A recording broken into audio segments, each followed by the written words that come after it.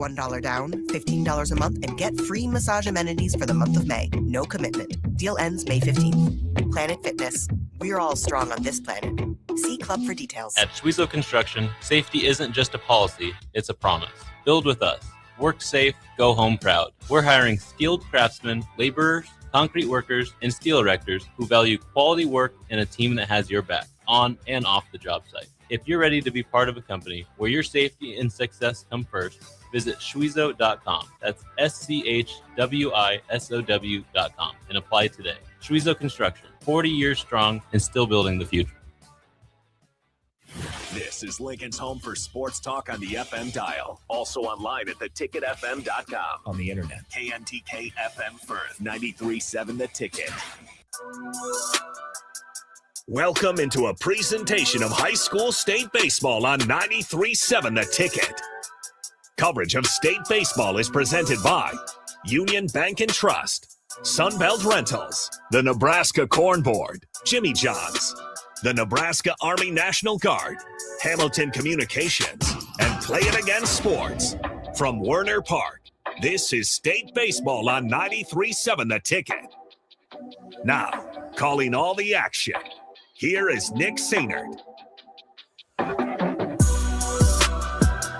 Welcome into Warner Park. A great hour there with Adam Carricker and Jake Bachhoven, and appreciate you guys joining us yet again over the lunch hour here from the Class A State Baseball Tournament at the home of the Omaha Storm Chasers. Nick Sainert alongside Austin Orman. We saw a great game in upset fashion. Number 1 goes down as Westside loses to number 8 Millard South in our first game of the day. Now it's our last game of the day between number 4 seed Millard North and number 5 seed the Creighton Prep Junior Jays. We'll talk a lot about this as this one gets going, but we are just about ready for first pitch of this one as Millard North will be the home team on the scoreboard. They're going to start on the mound. Number 21, Nolan Goyne, a pitcher with a 6-2 record. It's his 10th appearance of the season, and he has a 2.07 earned run average. Stepping in for I apologize, Colin Driffle is starting for the Millard North Mustangs. Had messed up there. Colin Driffle starting for the Millard North Mustangs. Stepping into the box for the Creighton Prep Junior Jays, is Teddy Stratman. As Driffle's first pitch is a ball up and away, 1-0. We're rushing to here, Austin Norman. Should be a good one, though. Great guy on the mound, Colin Driffle, Kansas State commit. Touched, upper 90s there, but Stratman lines that one back up the box. I'm glad you made that mistake first. I was worried about that all game long with the black versus the blue. These two teams wearing very, very similar colors. So thank you for getting that out of the way. I will have my turn soon. Well, my thing is this. Millard North, it appears like if in an ideal world, these two would have been flipped, in my opinion, is that the Millard North Mustangs blue is something that we think about often, but here they're wearing their home black uniforms at Warner Park. And so Creighton Prep has their leadoff runner aboard for a leadoff single, as that will bring up Charlie Ziola, the starting left fielder. Runner goes on the first pitch of the at-bat, and the throw is in time. A nice strike from the catcher for Millard North, as that was Maverick Christensen to the shortstop, Tanner Evans. Evans was able to apply the tag for out number 1. And Creighton Prep's leadoff single is extinguished now on the caught stealing for out number 1. It was a ball to Ziola as he swings at the 1-0 offering. It's now even 1 ball, 1 strike. Ziola, the future Husker, steps into the left-handed batter's box, swings from the left side. And with a 1 ball, 1 strike count, Colin Driffle will go from the windup. A foul ball behind the net our way, just down to our left a little bit to make it 1 ball and 2 strikes. 1 out here in the top of the first inning as Creighton Prep, the visitors here, the 5 seed, 24-13 on the year. Millard North, 22-10 mark here on the campaign. The 1-2, it's a fist job. Back to the pitcher. Driffle is able to run over and underhand it to first base in time for out number 2. So now stepping into the box, the first baseman, Jack Cosgrove. Cosgrove will play in college at Rockhurst. He stands tall. We have a stoppage in play as a player is running in from the bullpen. But while we have a stoppage in play, just to note some of the future college talent on both sides. Millard North has 7 players with college intentions and commitments already made public. Creighton Prep has 8. So plenty of college talent here on the field today as the first pitch of the at-bat to Cosgrove is popped and lined into left center field. A nice job by the center fielder ranging over to his right into left center's territory for out number 3. They go quiet in the top half of the first inning. 1-2-3 after the leadoff single. Runner was caught stealing. We go to the bottom of the first inning with Millard North up to the plate first here on 93.7 The Ticket. If you're a homeowner or a business owner, you have a lot of projects, and no one has an unlimited budget or time. Sunbelt Rentals makes all jobs less stressful with no need to purchase large equipment or hire a crew.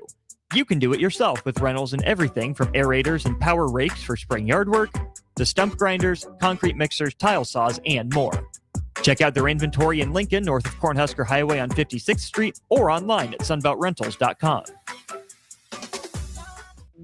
If you've been looking for a reason to fill up your car with E15, how about this? E15 can help you save big at the pump and save the planet by cutting greenhouse gas emissions. Any car 2001 or newer is approved. Speaking of good, it's made from corn, which is great for farmers. As I was saying, if you need a reason to choose E15, there you have them. E15, engine smart, earth kind. Visit chooseE15.com to learn more.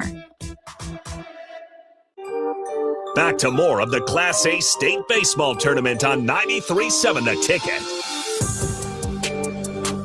Ticket. All righty, now it is Nolan Going's turn to take the mound. Tall righty for the the Creighton Prep Junior Jays. My goodness, Nick. As Nolan Going, a 2.07 earned run average, 6-2 record on the year, and he is making his 10th appearance of the season here today. As we mentioned it during the break, Austin, that for Creighton Prep, not scared or gun shy of the velocity of Colin Driffel. Driffel for Millard North leads their team in strikeouts on the mound, 63. Opponents hitting just 141 against him at the plate. Nice job by Creighton Prep attacking him early on. But now it is time for Millard North to go to bat in the bottom of the first inning. Tatum Mabus, the first baseman, due up first. He'll hit from the right side against the righty arm of Nolan Going.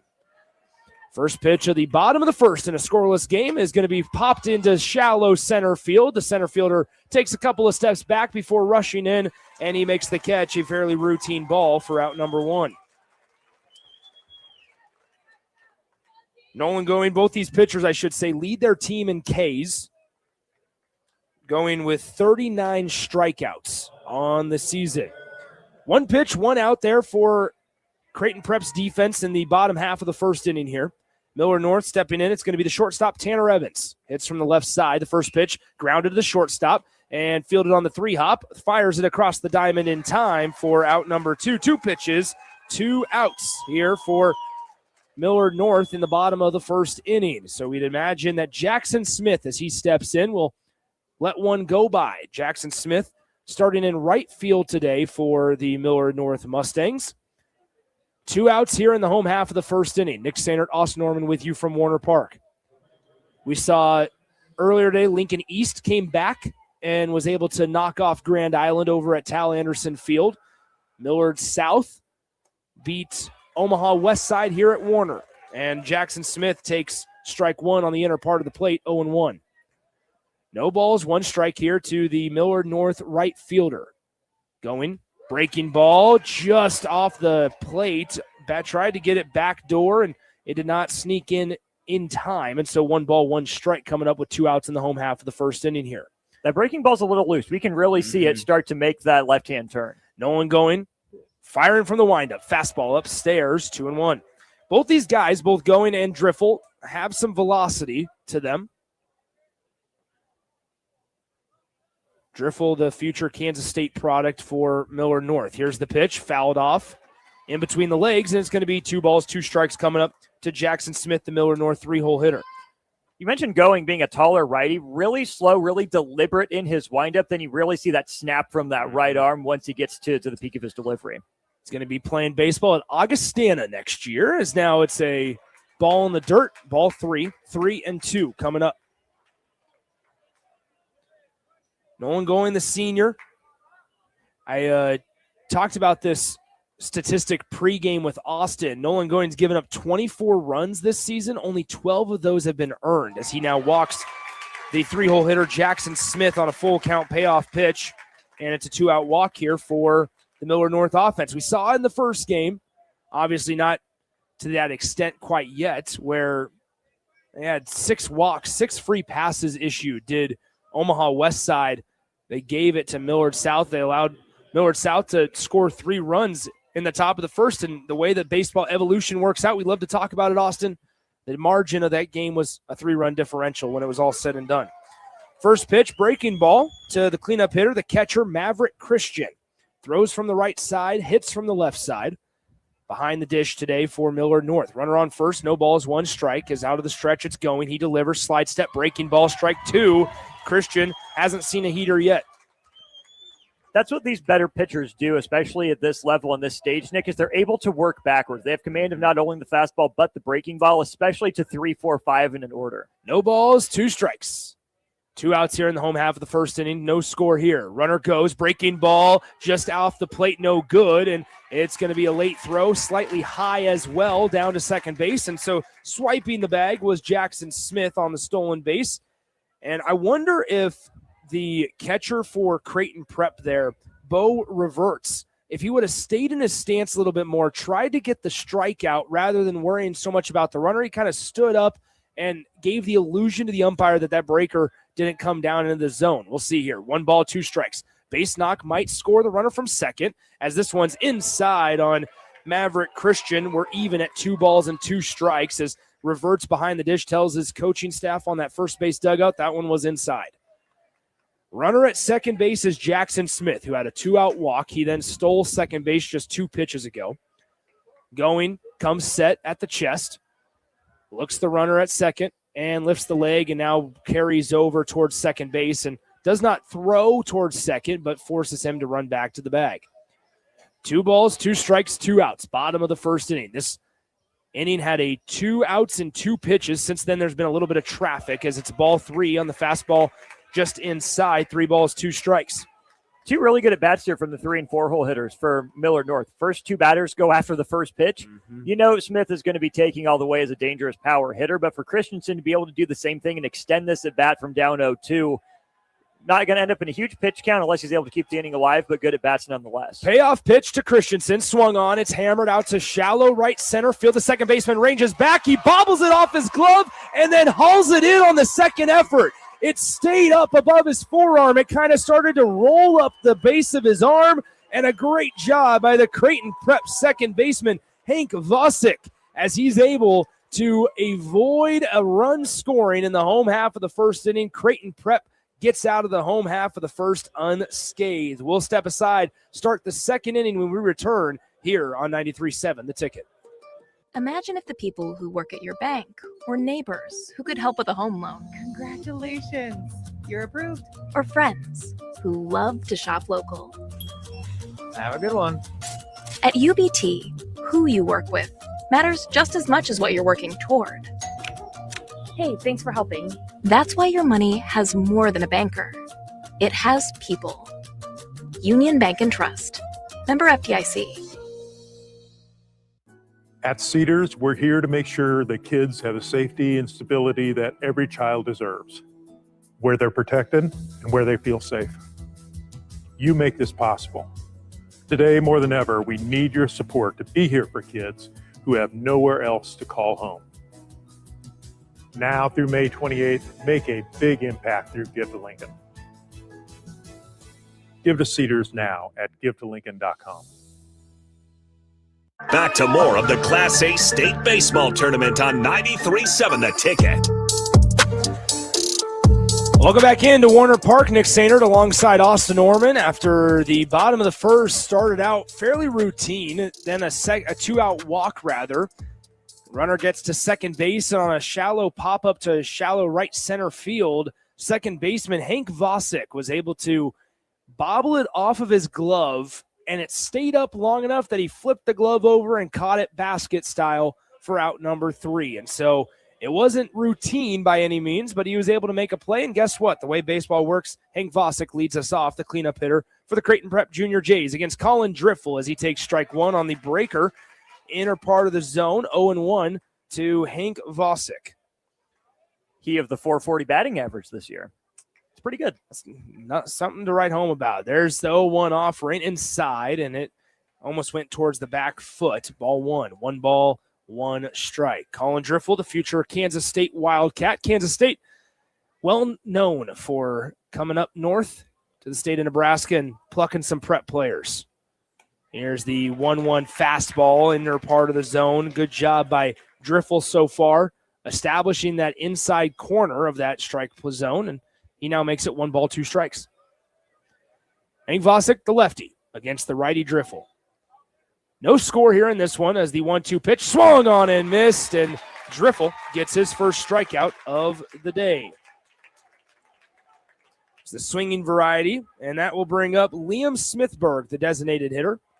Smithberg rocking number 8 for the Creighton Prep Junior Jays. The Junior Jays have a long history of baseball success.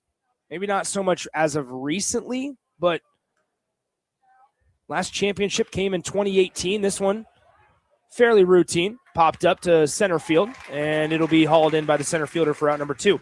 They won their last title in 2018. They won 3 in a row at that point, 2016, 2017, and 2018. But haven't been here since 2024, where they lost in the quarterfinals, missed the tournament last year. Here they're back in 2026. 2 outs in the top of the second inning here at Warner Park. No score between Creighton Prep and Millard North. Quick drag bunt. It doesn't have the best of angle. It goes back to the pitcher. Driffel, he makes the play. PFP. Second time we've seen that pop up. 1-3 on the putout. Like the idea, there was just not a very good angle by Braden Cato, and that will retire the Creighton Prep Junior Jays in the top of the second inning. When we come back in the bottom half of the second inning, Carson Burke, Caden Schaefer, and Deacon Hurley will take care of business. As we'll go ahead and actually keep it right here for the time being. I apologize. Nope, let's send it to break. We are going to send it to break here from Warner Park on 93.7 The Ticket. At Jimmy John's, we don't make sandwiches. We make the sandwich of sandwiches. We use fresh veggies because we don't hate salads. We just feel bad for them. We make our sandwiches exactly how you want because you're the one who's eating it. And we bake bread all day, every day, because stale bread isn't bread. It's croutons. Sandwich history is written by the victors. Good thing we have legible handwriting. Jimmy John's, the sandwich of sandwiches. Order pickup or delivery on the app. Attention Nebraska sports fans. Are you ready to take your skills to the next level? The Army National Guard is looking for leaders who are dedicated, driven, and ready to make a difference. Join up and gain invaluable experience while serving your country with a flexible schedule, competitive benefits, and a chance to build a strong future. Learn more at nationalguard.com/Nebraska. Live here, serve here. The Nebraska Army National Guard. Guard the good life. Back to more of the Class A State Baseball Tournament on 93.7 The Ticket.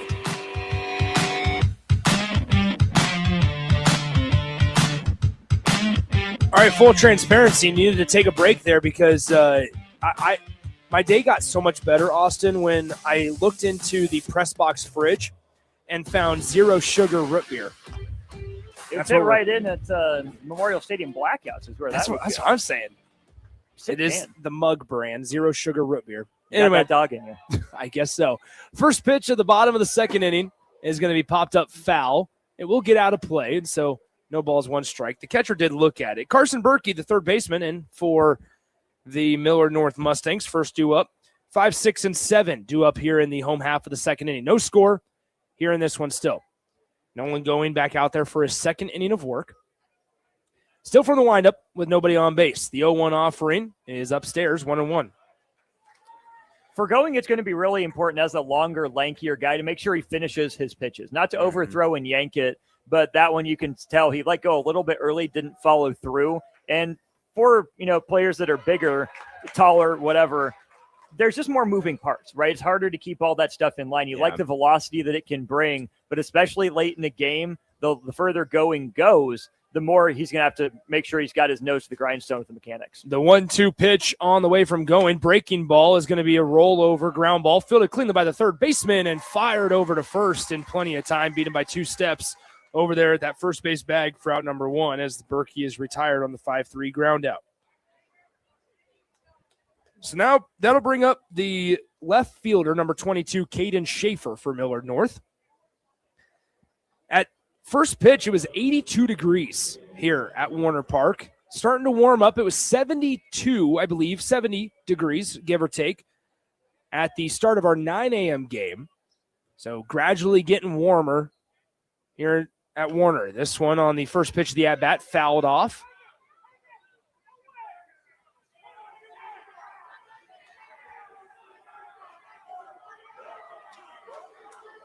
So a little bit of extracurricular from the Millard North student section as he was going after the Creighton Prep coach. As the Creighton Prep coach, Pat Mooney, does want an explanation. He did not think that one fouled off the foot of Caden Schaefer. I thought it was pretty clear that it fouled off the foot of Schaefer.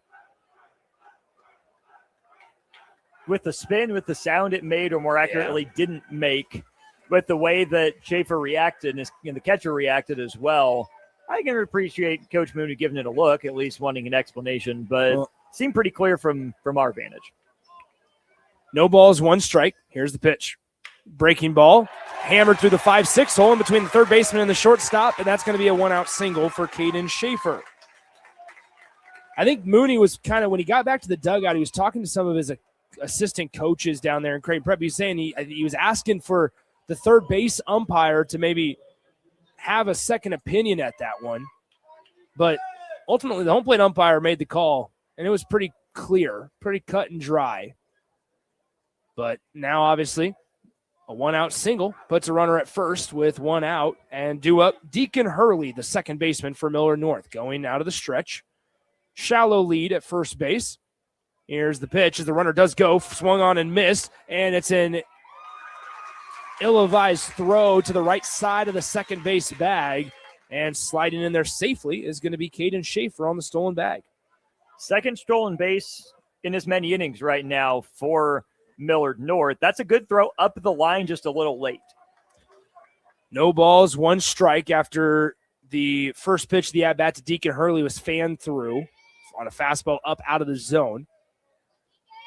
Here's the pitch on the way. 0-1, hits the outside corner. No balls, 2 strikes. I think Hurley might have been expecting some off-speed, and Nolan Going just hammered in the fastball. No balls, 2 strikes coming up with 1 out here in the bottom of the second inning. Schaefer stands on second. No balls, 2 strikes to Deacon Hurley. The pitch, and it's upstairs. He checked his swing. He held up in time. 1 ball, 2 strikes. Adrian Norris, the designated hitter, is on deck. Hitting in the 8th hole today. Right now it's the 7-hole hitter, Deacon Hurley, who is the starting second baseman for Millard North. 1 ball, 2 strikes, 1 out. Going comes set at the letters. Schaefer dances at second, and now Hurley takes a breaking ball over his back shoulder for a ball, 2-2. No runs yet in this one between Creighton Prep and Millard North. Millard North, the 4 seed. Creighton Prep, the 5 seed. 2 balls, 2 strikes, 1 out. Nolan Going, breaking ball. This one slapped out right side, but foul. That'll get out of play. Now, one thing to watch, Schaefer is bouncing back and forth quite aggressively at second base. Bob Levac, the third base coach and head coach for the Millard North Mustangs, communicating with him. Creighton Prep is not working the runner at all at second base. The second baseman and shortstop are just letting him do whatever he wants. Nolan Goings watching him bounce back and forth, closer to third base, back closer to second base. Creighton Prep's dugout was yelling at him to step off before that last pitch, and he still delivered it. The 2-2 pitch here with 1 out in the bottom of the second. The pitch swung on and fouled back over our heads, and we'll do it again at 2-2. The 2 previous pitches, Nick, Schaefer made it all but a step or 2 back to the bag, even without any, any player holding him on there, whether it's the shortstop or the second baseman. That's a little dangerous for Millard North in this situation. Better safe than sorry to be closer to the base, but look how shallow the outfield's playing. If Schaefer's too close to second base and doesn't have a big enough secondary, he might not score on a single. Here's this one. A pitch is going to be roped through the right side off the glove of the second baseman. Schaefer scores easily, and Deacon Hurley delivers with a one-out RBI single, and Millard North is up 1-0 here in the bottom of the second. A great at-bat by Deacon Hurley. Just continued to fight off pitch after pitch, and thanks to that stolen bag by Caden Schaefer earlier in the at-bat on the first pitch of the AB, he was able to be 180 feet from scoring. He scores easily as that hard-hit ball ricocheted off the glove of the Creighton Prep second baseman, and it scores for Millard North in the bottom of the second. Now that brings up, as I mentioned, Adrian Norris, the designated hitter, was not able to hold up on his swing, went around, and it's no balls, one strike. Deacon Hurley still stands at first base. Here's the pitch from Going, up and away, ball one. Not a very threatening lead from Hurley over there at first base. If he's going to go, he's either going to have to extend or get an elite jump on the delivery. 1 ball, 1 strike, 1 out. Here's the pitch from Going. This one skied high, but over our heads and out of play for a foul ball. 1 ball, 2 strikes.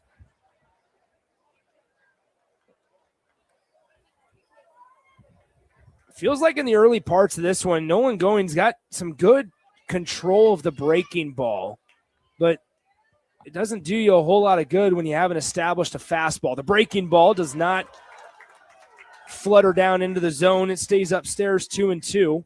2 balls, 2 strikes, 1 out in the bottom of the second inning. 1-0. Millard North on top of Creighton Prep.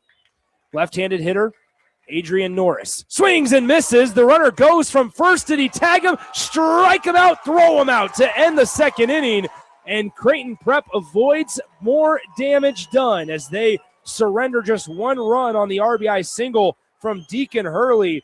But after the strikeout of Adrian Norris and the caught stealing to end the inning, we go to the third with your score, Millard North 1, Creighton Prep 0 here on 93.7 The Ticket. Are you looking for an exciting new way to put your skills to work? Explore new career options in the fintech industry at Currency, a Sandhills Global company. We offer full-time positions in financial sales, compliance, operations, and other fields. We also offer a 4.5-day work week, an attractive benefits package, and opportunities for advancement. Put your motivation to work and grow with us at Currency.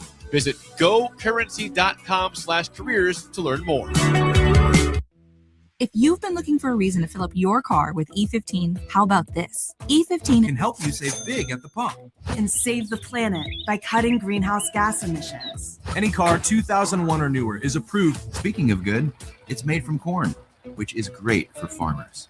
As I was saying, if you need a reason to choose E15, there you have them. E15, engine smart, earth kind. Visit chooseE15.com to learn more.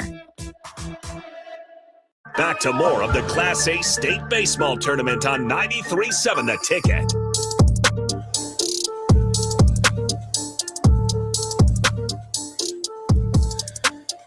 Welcome back in. Start of the third inning.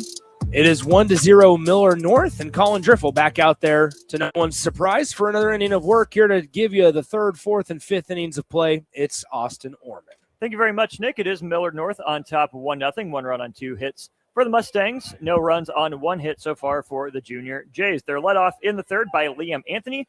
It'll be Bo Reverts and Garrett Anderson. 7, 8, 9 in the Junior Jay lineup. Righty-righty matchup as Anthony, today's right fielder, steps in wearing number 1. Blue jerseys, white helmets, white pants for the Junior Jays. Millard North, all black from cap to shoes. Fastball from Driffel misses off the plate, 1-0. 13-pitch first inning and second inning combined for Colin Driffel. Here's pitch number 15. That one tags the outside edge, 1-1. Driffel didn't move that one in much, just a hair, enough to get the call with the fastball on the outer portion. Liam Anthony for Creighton, or Levi Anthony, rather, for Creighton Prep. 344 hitter, scored 28 runs this year as well. Anthony takes that one up and out, 2-1.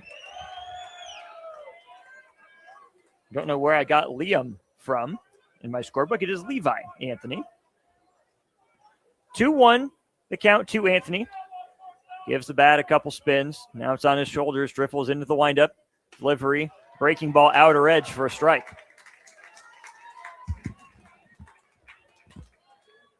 Two balls, two strikes.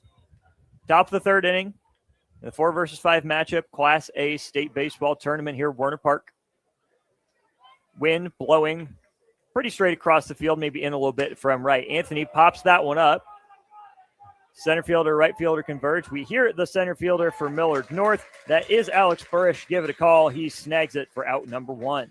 I was saying this, I mean, a really good just experience showing by Colin Driffel on the mound right now. He understands he's not going to get that fastball call maybe a little farther off the plate, but when he breaks that slider off, he did it 3 times in that at-bat. 2 of them it actually worked out for. A third one was the one that was popped up to center field. He has really good command of that breaking ball right now. Fastball misses high. He falls down in the count 1-0. Here's Bo reverts. 254 hitter on the year. He caught the strikeout and tossed it down to second base for the double play to end last half inning. Takes a called strike over the outer edge, 1-1. I mean, when you talked about the 13 pitches in those first 2 innings combined for Driffel, it allows you to play a little bit, right? Be a little more risky, maybe pitch backwards, like you said, get some better feel for some of your pitches that you might be looking for later in the innings. Reverts right on that fastball, but just a hair underneath it, fouled straight back to the screen. He's now down 1-2. And that's part of, I think, what makes a pitcher so recruitable, Nick, is when you think of Driffel, you're going to think the big velocity. Mm-hmm. I think the ability to have an advanced feel for pitching, to be able to pitch backwards, command both sides of the plate, command up and down, be able to hit all 9 spots you'd think of in the traditional strike zone, goes a long way for high school pitchers. Not necessarily something many guys can do as Driffel nailed his spot, but it was just off the plate with the fastball 2-2. Well, and we've seen Driffel do that, especially in the first 2 innings, really established the inner parts of that inside part of the plate in those first 2 innings, working outside to right-handed hitters here on 2-2. Reverts goes down looking on strikes. Driffel nails his spot, and just like that, 2 outs in the top of the third. Colin Driffel gets Reverts sat down with the heater. That was the old, we thought a breaker was coming, and they just blew a fastball right by us down Broadway. That brings up 9-hole hitter Garrett Anderson. Anderson playing shortstop right now for Creighton Prep. He's a senior, listed with no batting average and 1 at bat on the year. Another tall righty against Driffel. Anderson swings, pokes that one foul back to the screen. He's down in the count 0-1. So after 13 pitches in those first 2 innings, this next pitch will be the 13th of the third inning alone for Colin Driffel. Not like he's been in any trouble at all as the bases are empty. And he got 2 outs. Gets Anderson to whiff on a nasty breaking ball. Being able to throw it for a strike and locate it like that, also a big part of being such an effective pitcher as Colin Driffel has been. His ERA on this 2026 campaign, 0.73. Yeah, that'll play. 7-1 record, and this is his 9th appearance today. He has a decision. This is when you know you have some legs and longer outings. You've had a decision in every single appearance you've had this season. Good morning, good afternoon, and good night. Driffel sits Anderson down on 3 straight pitches. To the bottom of the third we go. Millard North leads at 1-0, looking to add on in the home half of the frame. Back with more Class A state tournament action next on 93.7 The Ticket. Imagine starting your day with a computer glitch that leaves you feeling stuck, frustrated, and unable to get your work done. You have 1,000,001 things to get done today, and waiting for the tech issue to solve itself isn't one of them. It's time to let Hamilton handle the tech so you don't have to. We help businesses across the state spend more time on what they do best and less time frustrated with office technology. As the official business IT partner of the Huskers, we're focused on providing custom solutions that set you up for success now and in the future. Connect with us today at hamiltonisbusiness.com. If you're a homeowner or a business owner, you have a lot of projects, and no one has an unlimited budget or time. Sunbelt Rentals makes all jobs less stressful with no need to purchase large equipment or hire a crew. You can do it yourself with rentals and everything from aerators and power rakes for spring yard work to stump grinders, concrete mixers, tile saws, and more. Check out their inventory in Lincoln, north of Cornhusker Highway on 56th Street, or online at sunbeltrentals.com. Back to more of the Class A State Baseball Tournament on 93.7 The Ticket. 2.5 innings complete. It's Millard North on top of Creighton Prep, 1-0 here at the Class A State Tournament. I'm Austin Orman, Nick Sainert alongside. Another conversation between Pat Mooney and our home plate umpire there during that half inning. Saw the home plate umpire start to give Coach Mooney a little bit of a stiff arm. Heisman style. Coach, it's okay. Coach, it's okay. We're fine. Okay, there's no reason to be this upset this early. Had a nice civil conversation with Junior Jay's catcher, Bo Reverts, though, after that was done. So for Millard North in the bottom of the third, it'll be 9-1-2. Alex Burris, the center fielder. Then he'll flip back to the top of the order with Mavis and Evans. Burris awaits the first pitch from going. That's a fastball up and in on the strike zone corner. 0-1. Nick, I was really impressed with Millard North last year. You think about all the basketball players they had in recent years. I didn't know much about Millard North baseball as that one is shot out to second base. Vosick had issues with it for a moment, but he recovers. He'll flip it over to first for 3 on the second pitch. I was really impressed with Millard North from everything I saw from them last year, from Driffel on the mound, their depth of arms, the offense really came through. And for that program to end up in the state championship game, have Lincoln East on the ropes down to their final 3 outs, certainly a motivated team back here at the state tournament this year. Yeah, and they got a lot of returners, too, that played and were part of that dugout last year. That was a really nice play, I will say, by Vosick as the leadoff hitter for Millard North. Mavis steps in. Really nice play by Vosick at second base. It was kind of a cue ball. Had some funky spin, you could tell, slowed down and through the grass and onto the dirt, kind of fielded it awkwardly off his left side, was able to make a play in time. Good job there. Mavis now ahead in the count 2-0. He flew out to center his first at bat in the first. A notable name not in the Millard North dugout this year, Tristan Gomez. Mm-hmm. He'll be up here on this side of things this year. How about that, Tristan? Mavis now way up in the count, 3 balls, no strikes. He wasn't there last year, but he was telling me he was. Or yeah, as a coach. Yeah, I was thinking player in the Millard North yes, dugout. he was. Oh yeah, he was there for the Chase Mockel home run that turned around in the bottom half of the inning. As Goings fires a strike, 3-1. The stories he could tell from that run. Going into the windup, lanky righty kicks and delivers, fastball up, and Tatum Mavis on with a 1-out walk here in the third. I'll bring up Tanner Evans, shortstop, batting left-handed. I remember this from last year as well, Nick, with Tanner Evans toward the bottom of that Millard North lineup. All the neon bat, neon gloves, neon shoes, even a neon shin guard. Yeah. Jackson Smith does something similar with his shoes. Everybody's got a shin guard nowadays. Everybody's got shin guards. Everybody's got sliding mitts. Everybody's got elbow pads. And he needed one there because he just took a plunk to the elbow. So that'll put 2 on with 1 out for Jackson Smith. Smith drew a walk in his first at bat, stole second base, and was stranded there on the pop out by Christensen. Smith, a very dangerous hitter for Millard North.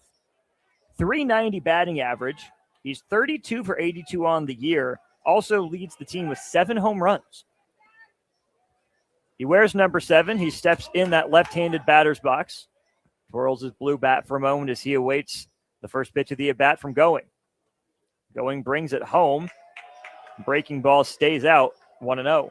Wind's blowing a little heavier towards that left center field wall area as we have a quick stoppage in play with a mound visit. I mean, here's the thing. If you're Nolan Going, you're obviously trying to command all parts of the plate, but also at the end of the day, if you leave something outside and Jackson Smith lets it travel, use all parts of your field, that one can quickly carry. We saw it a little bit in the first game. Some of the balls that were popped up towards that left field wall continue to drift back. And there were some that got to the warning track that we weren't really expecting to get anywhere close. The one that stands out to me was the one off the bat of Brady Parrish late in that game. And Smith's a bigger guy with more power on the year, at least that he's displayed in game, even than Brady Parrish. Mound conference is over. Coach Mooney trudges back to the dugout. Arms aren't really swinging for Coach Mooney. He's caught up in the emotions of the state tournament. Guy that's been here more than his fair share of times. Heck of a coach, heck of a program. His team down only 1-0 here in the bottom of the third. But his ace, Nolan Going, has runners on first and second, 1 out, and a dangerous hitter in Jackson Smith at the plate. Going a long look at second base. He brings it home to Smith. Fastball, belt high, strike 1. Yeah, you didn't want to fall behind 2-0 to the Millard North 3-hole hitter. You got the cleanup guy and Maverick Christensen on deck. This is a noteworthy time here for Creighton Prep's defense and that right arm on the mound. Going, brings home the 1-1. That one's poked to right. Is it going to hang up? It will. Camping underneath it is the right fielder, Levi Anthony, quickly back to the infield. Got Smith reaching for the breaking ball, Nick. Good execution of that pitch there by Going. It was. And I think that's where we talked about, right? Understanding if you are Jackson Smith, using this big field, the big outfield to your advantage, understanding, hey, I let something travel, maybe be a little bit later on the fastball, be on time for anything that's off speed or breaking off, and put a good swing on it. That time just saw his eyes lit up because he saw that floating breaking ball come in and tried to pull it down the right side, and it was hung up in that wind. So here's Christensen doing the catching for Millard North. He was retired on the bobble catch by Vosick there in shallow right center field that ended the threat in that first inning. Goings took a look at second base with an inside move, stepped off. Now Christensen wants to reset with the timeout. Going on the rubber, Christensen, left foot on that white chalk at the back of the batter's box. Going, high kick, lead runner goes, takes off for third, no trail. So that's Tatum Mabus swiping third. Tanner Evans did not follow behind the runner, Nick. Evans runs a little bit better than Mabus did. I thought, I don't know if it was a bad transition from the glove to the hand for reverts behind the dish. I'm surprised he didn't try to throw down. Now, the force is obviously at second.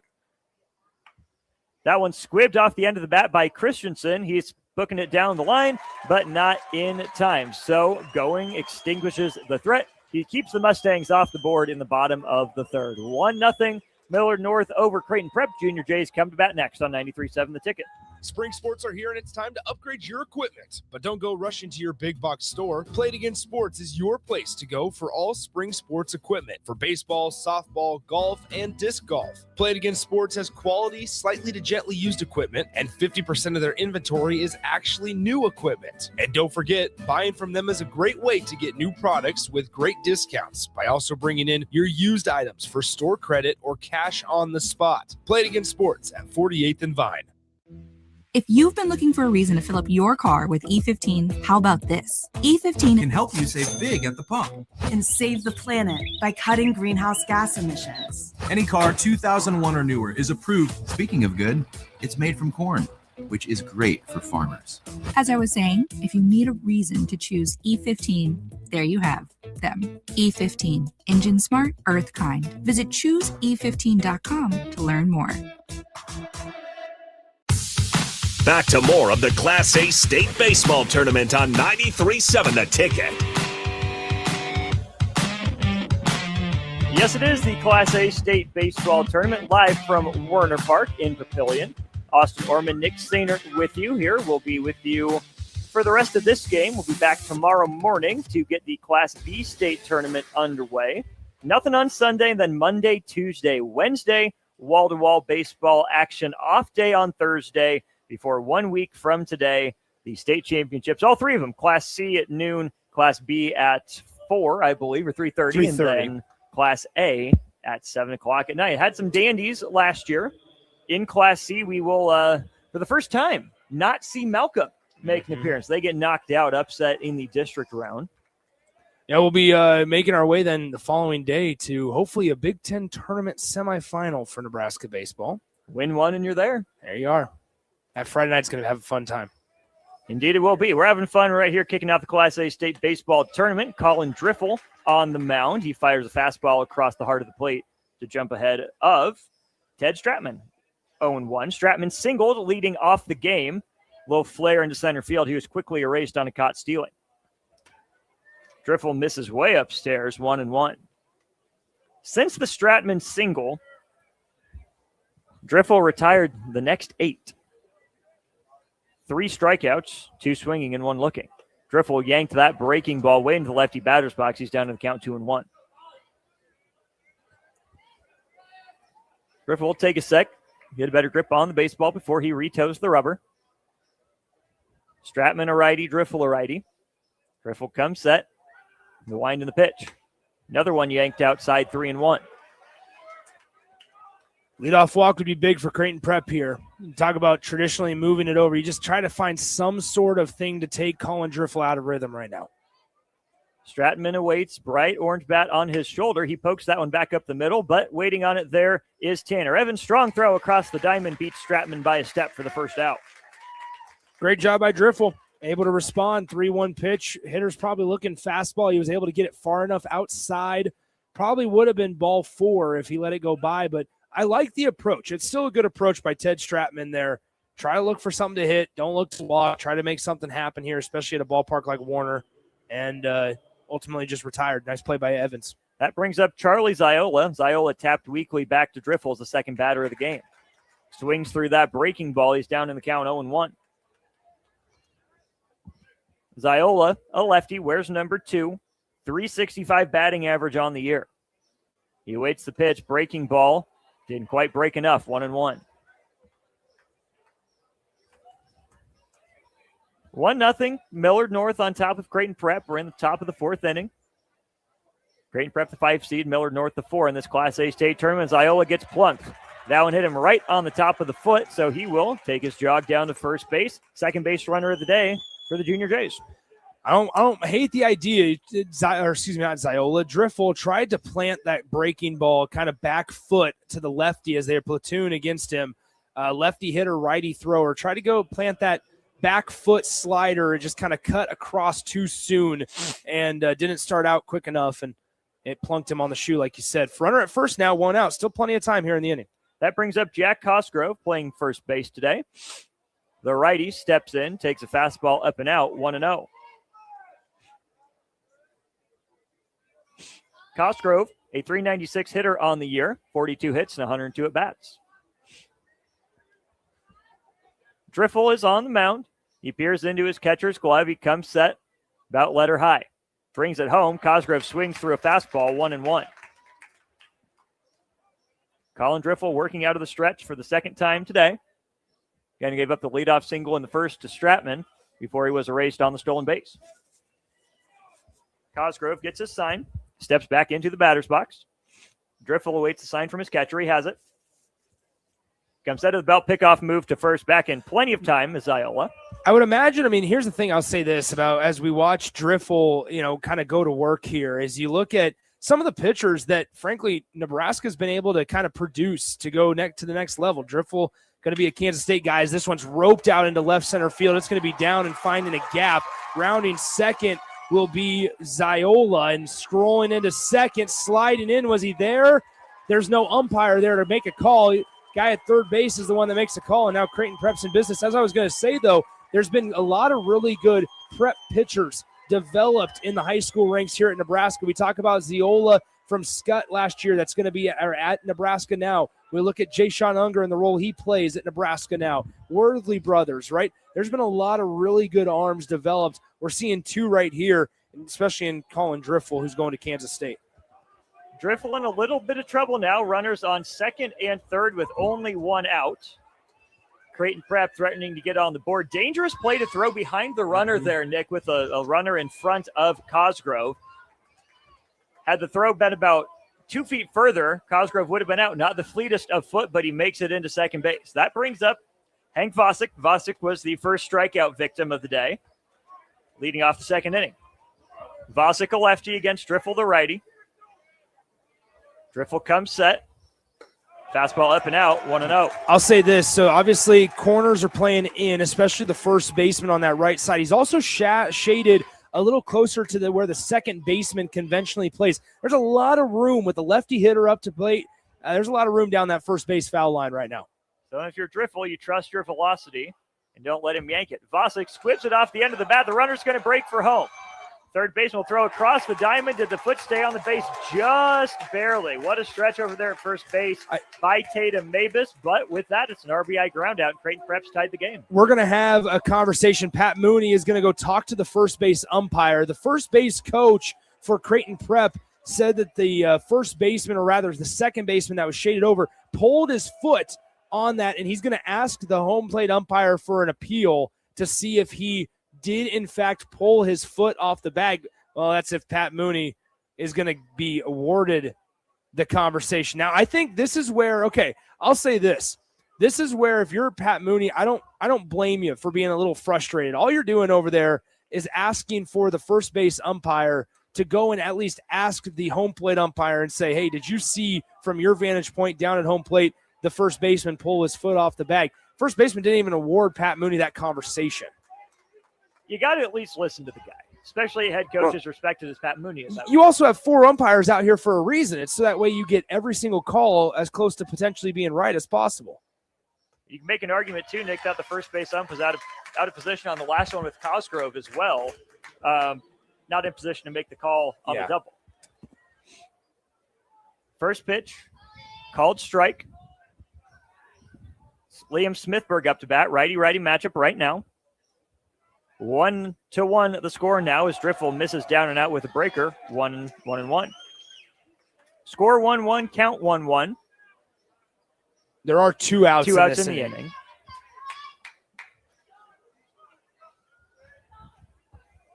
Top of the fourth, 1-1 score, 1 run on 2 hits each way. Cosgrove still stands at second base. Driffel gives him a look.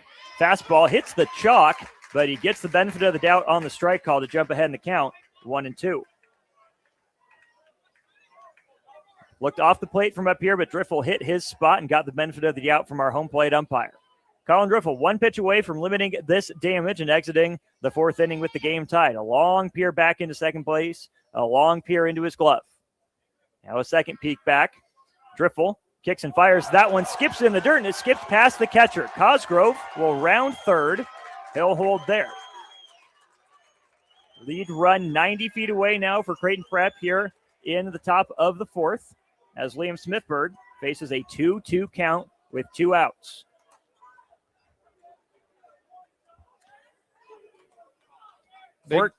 Austin. Big opportunity here for Creighton Prep. You just find a way to get a base knock here, and you're on top and beating a really good pitcher in Colin Driffel on the other side. The inning started with a ground out, and that was a hit by pitch and a double for an RBI ground out. Got us here to Liam Smithworth, who takes a breaking ball up letter high. Count runs full. 3 balls, 2 strikes, 2 outs, top of the 4th. Driffel comes set. High leg kick, delivers home. Fastball squibbed, just foul. Smithberg just got a piece. We'll do it again with a full count. About every other time Driffel receives a baseball, he's taking his glove off and getting it nice and tacky. He's set, ready to bring home his second full count pitch. That one chopped up the middle. Evans sits on it, took a funky hop. He fires across the diamond, throw offline, but reaching up to snag it is his first baseman, Tatum Mabus. He applies the tag to Smithberg, and that does it for the 4th inning. Creighton Prep knots it up at 1. We'll be back with more from the Class A State Baseball Tournament next on The Ticket. If one of the things running through your mind as a business owner is the recurring worry of possible cyber attacks, you can let out a sigh of relief. Hamilton Business Technologies has you covered. As the official business IT partner of the Huskers, we offer real-time threat monitoring, advanced security protocols, and more to keep your data safe from harm. We care about the success of Nebraska businesses and communities like yours. Learn how we can help you at hamiltonisbusiness.com. Attention Nebraska sports fans. Are you ready to take your skills to the next level? The Army National Guard is looking for leaders who are dedicated, driven, and ready to make a difference. Join up and gain invaluable experience while serving your country with a flexible schedule, competitive benefits, and a chance to build a strong future. Learn more at nationalguard.com/Nebraska. Live here, serve here. The Nebraska Army National Guard. Guard the good life. Back to more of the Class A State Baseball Tournament on 93.7 The Ticket. Halfway home, game 2 of the day here at Warner Park. Austin Orman, Nick Sainer with you. It's 1-1 between Creighton Prep and Millard North, with the Mustangs coming to bat here in the home half of the 4th. Nolan Going returns to the hill for the Junior Jays. Important here, Nick, to have a shutdown inning. Offense just put together some good at-bats, threatened to take the lead, but you put a run on the board, you want to get the sticks back in the box as quick as you can. Yeah, 100%. And if you're Millard North, chance to pick up your pitcher here, as you have a chance to maybe get some that lead back, I should say, after surrendering that 1 run in the 4th. Good a spot as any to do it, with Carson Berkey leading off. He grounded out to third in his first at-bat on the year. Berkey, a .263 hitter. He scored 29 runs, third on the Mustangs team. Righty-righty matchup. Going brings the breaking ball home. Misses low, 1-1. I will say, back in that visiting half of the fourth inning there where Creighton Prep scored the run, they scored on that dribbler to the third baseman. The runner who was coming from home, or from third rather. Great play. Nice sliding play over there across the diamond at third base. That's Braden Cato. Went to a knee, stepped up very quickly, fired a strike across the diamond to retire Berkey. Impressive enough stop. I'm more impressed by the throw and the velocity on that one all the way across the diamond. Nick. Yeah, future Creighton Blue Jay there, Braden Cato, as you mentioned. But as I was saying, I was curious if Creighton Prep's runner from third was actually going to be able to score because he was hesitant when he saw the ball off the bat. Sometimes you see it a lot of times now at both levels, high school and college, contact read. At the second that they read ball off bat and it's down, you're breaking towards home. Runner from third going home was hesitant. I didn't think he was maybe going to be as safe as he was. But he was. It ties the game.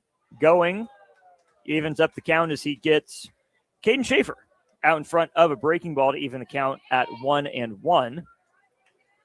Somewhat reminiscent to me, Nick, of the play that Eric Hosmer tied the World Series game on against the Mets. A soft ground ball to the third baseman. Hosmer didn't go right away. And that's where I thought, you're right, the runner at third could have gone. Sending the third baseman away from the line, that's a tough play for anyone to make. Moving away from the way they'd have to throw, have to be a reverse pivot, not seeing exactly where you're throwing, but it was enough to do the tricks. Another breaking ball gets Schaefer out in front. He taps it foul. He's now down in the count 1-2. Nolan Going on the year, 39 strikeouts. Today, just one. Going brings home the 1-2. That one, defensive check swing, fouled back to the screen. Will do it again. Ball and 2 strikes. There's been some moments where Going's gotten into some adversity, gotten some traffic on the base paths. He's done a good job, though, especially in the bottom of the fourth here. Now, granted, it's through a batter and a half, essentially. Schaefer fights off another breaker. He's done a good job of getting back in there and just trying to pump strikes. That's the biggest thing, especially when you find yourself in a game like this, in a field like this. Sure, you're facing a lot of really good hitters, but if a guy hits a solo shot off of you, you can usually weather it. It's you just go in there, pump strikes, let your defense work, and then you can worry about being a little more careful later in the game. Going's breaking ball in the dirt, smothered by his catcher, reverts, so it'll be 2-2.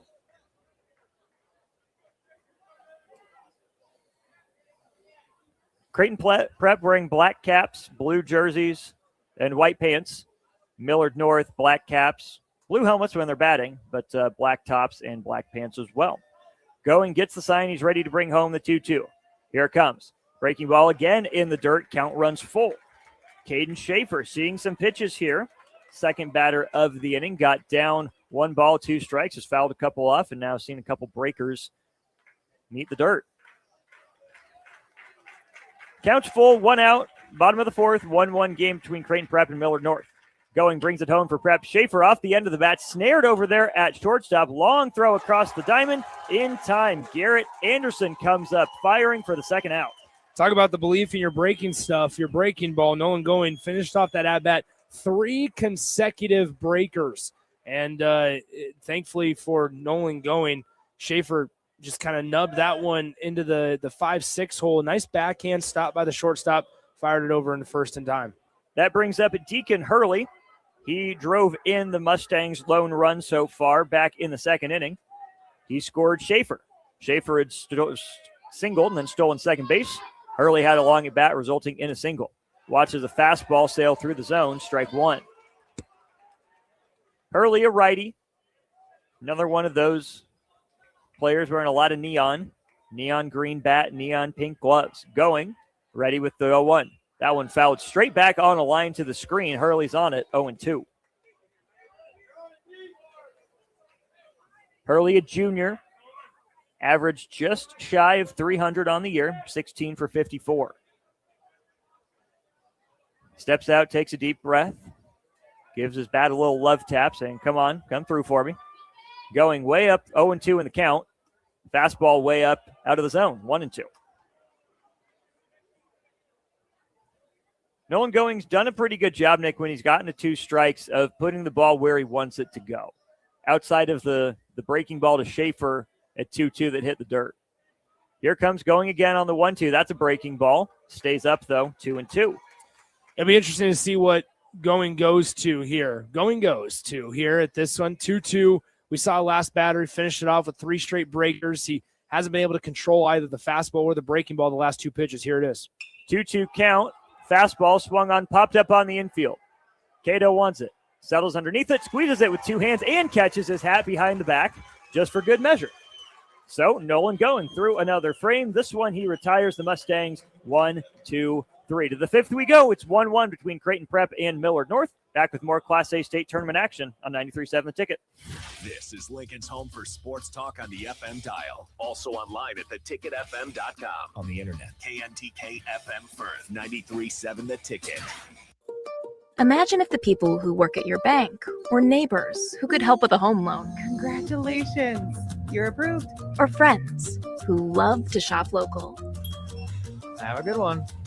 At UBT, who you work with matters just as much as what you're working toward. Hey, thanks for helping. That's why your money has more than a banker. It has people.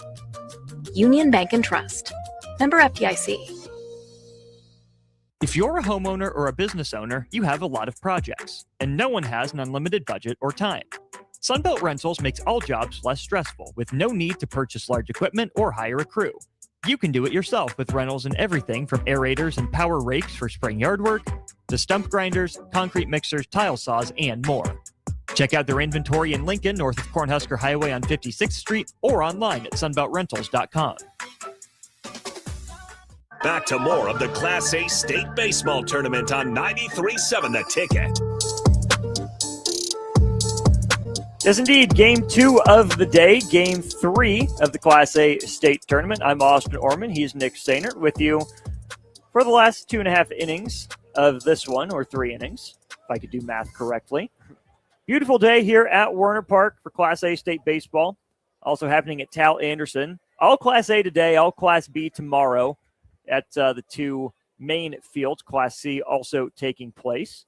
Colin Driffel back on the hill for Millard North. He begins the 5th with a strike. Always interesting to see the bullpen strategy for these teams, Nick, in terms of usage, but also in terms of how much do you trust the players on your team. Creighton Prep has sat its players out there all game long. Millard North just ran a quartet down there between innings. As Driffel now ahead of Braden Cato, 0-2, after Cato fouled a fastball back to the screen. Cato tapped back to Driffel, and that's how the second inning ended. Fastball again. Cut at, fouled back to the screen. We'll do it again at 0-2. Cato had the nice sliding play down that left field line. You can still see where he took the chunk out of the chalk. And then he also got the final out of the frame and infield pop-up. His hat came flying off as he caught it. Caught the ball behind the back. Driffel got his cleat caught up in the dirt there. Since he's pitching out of the windup, it's not a balk. We'll just do it again at 0-2. Driffel comes set through his windup. Fastball laced back up the box. Braden Cato is aboard to lead off the 5th inning for Creighton Prep. I'm surprised that Driffel went fastball there. Cato had been on that fastball. That was as we mentioned, future Kansas State Wildcat going on the mound, a future Creighton Blue Jay in the box. And you could tell that at bat, Cato had a pretty good read on the heater that was coming. I was surprised that 0-2, even if you're going to waste a pitch, I'm surprised that he went back to the fastball. He did, caught too much of the plate, and Cato made him play. A nice swing there by Braden Cato. Driffel's velocity doesn't seem down, but it doesn't seem as elite as maybe we've heard. Of course, touching and sitting in terms of your peak velocity are two different things. Also seems to be a relatively straight and flat fastball so far for Colin Driffel, which, if you're Cato, you time it up, you see it a few times, you feel good about your chances to lace it back up the box as he just did. Cato gets his lead as Driffel brings the fastball home, misses up high to Levi Anthony, who flew out to center field leading off the 3rd. Colin Driffel had 13 pitches through the first 2 innings. He's now up to 50. Driffel comes set. Quick little peek to Cato at first, brings home the 1-0. That one back up the box. Back-to-back singles to center field, and Creighton Prep in business early in the visiting half of the 5th. Yeah, Driffel just doesn't look very comfortable with his footing on the mound right now. Obviously, he had his cleat stuck a couple of pitches ago, but now it's just He's been throwing a lot of fastball. I don't know if he just doesn't feel like he has a ton of command. He's picking up the rosin, trying to get that. I don't know. I mean, we're getting warmer out here. It's upper 80s now at Warner Park. I don't know if the heat is getting to him. Something's going on to where he just can't get a feel for maybe any of his secondary pitches right now. Colin Driffel, one of the better young pitchers in the state. Of course, I say young, and the young man's a senior. Kansas State commit, mid to upper 90s velocity at his peak, but Creighton Prep has not backed down. I mentioned that in the first inning, Dick. Creighton Prep did not look overmatched by Driffel really at all, even though they went down 1-2-3. Stratman had the soft single before he was caught stealing. This is a season series that Millard North won 2-0. They beat Creighton Prep 6-2 and 3-2. So competitive games between two competitive programs who are certainly no strangers here to this stage. I think there was something to be said. Granted, in the first two innings you mentioned, the 13 pitches, right? But Creighton Prep was still putting some good swings on some balls, and I liked their approach at the plate. Then in the middle innings here, they've been a lot more selective, and now it's a matter of, can you get a job done, move two guys over, get two in scoring position with less than 2 outs if Bo Reverts can put down a bunt. Coach Mooney of Creighton Prep was barking at Braden Cato over there, the runner at second base, telling him to be on alert for a back pick, which we saw. Creighton Prep ready for it. No harm, no foul. Driffel set. In the box and squaring is Reverts. Oh. That one misses low, 1-0. Austin, I would love to see one of two things here. One is a bunt down the third base line. You have the first baseman charging in, closer than the pitcher's mound. The other thing I would like, a little fake bunt slash. Get something to it. Get something to the right side. You have all this space. The second baseman shading over to the first base bag. Driffel fields the bunt. He will take the lead out at third base. Reverts did not push that one down the line far enough. That's a heck of a play, though, by Colin Driffel, Nick, falling off to the first base side of the rubber to go get that one, to be heading enough to turn and fire to third. That's a heck of a play. Yeah, man, it's tough to watch just simply because it was a fastball that was on the inner part of the plate, and the only excuse to not get that bunt down the third base line is you just had no angle established with your bat. You were worried about just bunting it down rather than trying to get it down the line. If there's 2 strikes on you, you're just trying to get it down at that point. At that point in the at-bat, there was not a single strike on Bo Reverts yet. You can be foul or perfect at that point. Get it down the foul, get it foul or get it perfectly down the line, and then start to make your way back towards the pitcher's mound. That one went right back to Driffel. Way too easy of a play. Courtesy runner at first base. Can't quite see the number, but that brings up Garrett Anderson, the shortstop. He tries to bunt. He pushes that one foul down the first baseline, 0-1. Changes the situation dramatically here, Austin. You're at your bottom part of the order, and Garrett Anderson, obviously, and Anderson struck out swinging his first time up. But instead of runners on second and third with 1 out, you have runners on first and second with 1. It changes the system dramatically. A ground ball to the right side now doesn't score and give you the lead. It might even get you out of the inning if a double play is able to be turned. Anderson, righty-righty matchup with Driffel. Driffel, a long look back at second base. That's Anthony who moved up those 90 feet. Anderson swings through a breaker. He's now down quickly. No balls and 2 strikes. This is where we might see a little bit of juice come from Colin Driffel here. If he feels like, you know what, hey, I got away with one a couple of batters ago. If he can come back with a strikeout after getting a force out at third base, you might see some juice come from that Millard North dugout. Driffel gets his sign. He comes set. 3 turns of the head to check second base. Fastball swung on, fouled off down the right field line. We'll do it again. No balls and 2 strikes. Typically a situation where you might see a waste pitch, but at the bottom of the order with Driffel laboring with runners on base, maybe not a moment to mess around necessarily. We'll do it again. No balls and 2 strikes. Driffel set at the belt. He checks second base as Anderson waggles the bat. Driffel brings the fastball home. He challenged him again. Nicked it. Anderson did, but into the glove of the catcher Christensen for the second out. And so now Colin Driffel has battled back from 2 on, nobody out, to 2 on and 2 out. He'll have to deal with Ted Stratman. Stratman blooped a single to center in the first. and grounded out to short just last inning. Stratman this year a 302 hitter.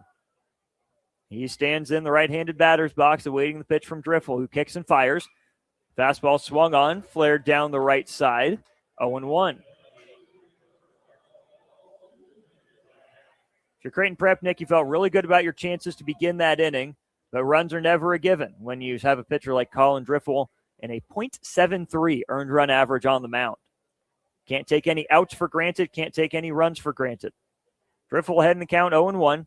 He's ready to bring home the second pitch of the at-bat to Stratman. It's a fastball that Stratman was on, just under, fouled back to the string, 0-2. Stratman late on the first fastball, better timing on the second one. Do you throw him something different with a breaker, or do you keep that bat sped up and test him with another fastball, Nick? Man, Driffel's starting to look a little more comfortable. I think you rear back, you let one fire, and you say, my stuff is better than your stuff. Maybe either that or waste a breaking ball. Decision's been made. It was breaking ball. Appeal down to first base is unsuccessful from Millard North. Stratman held off 1-2. If Millard North's able to get out of this inning, I'm going to put on a prediction hat. I think they get a run in the bottom of the fifth. If they're able to get out of this, just the way that we know momentum works, especially at the high school baseball level, we're going to see some emotion from Colin Driffel if he's able to get out of this unscathed. He's one pitch away. Millard North has a good part of their lineup due up here in a few batters as well. Driffel's 1-2. Fastball up, 2-2. You will not find that prediction on Kalshi, folks. We do not condone betting on high school baseball. No.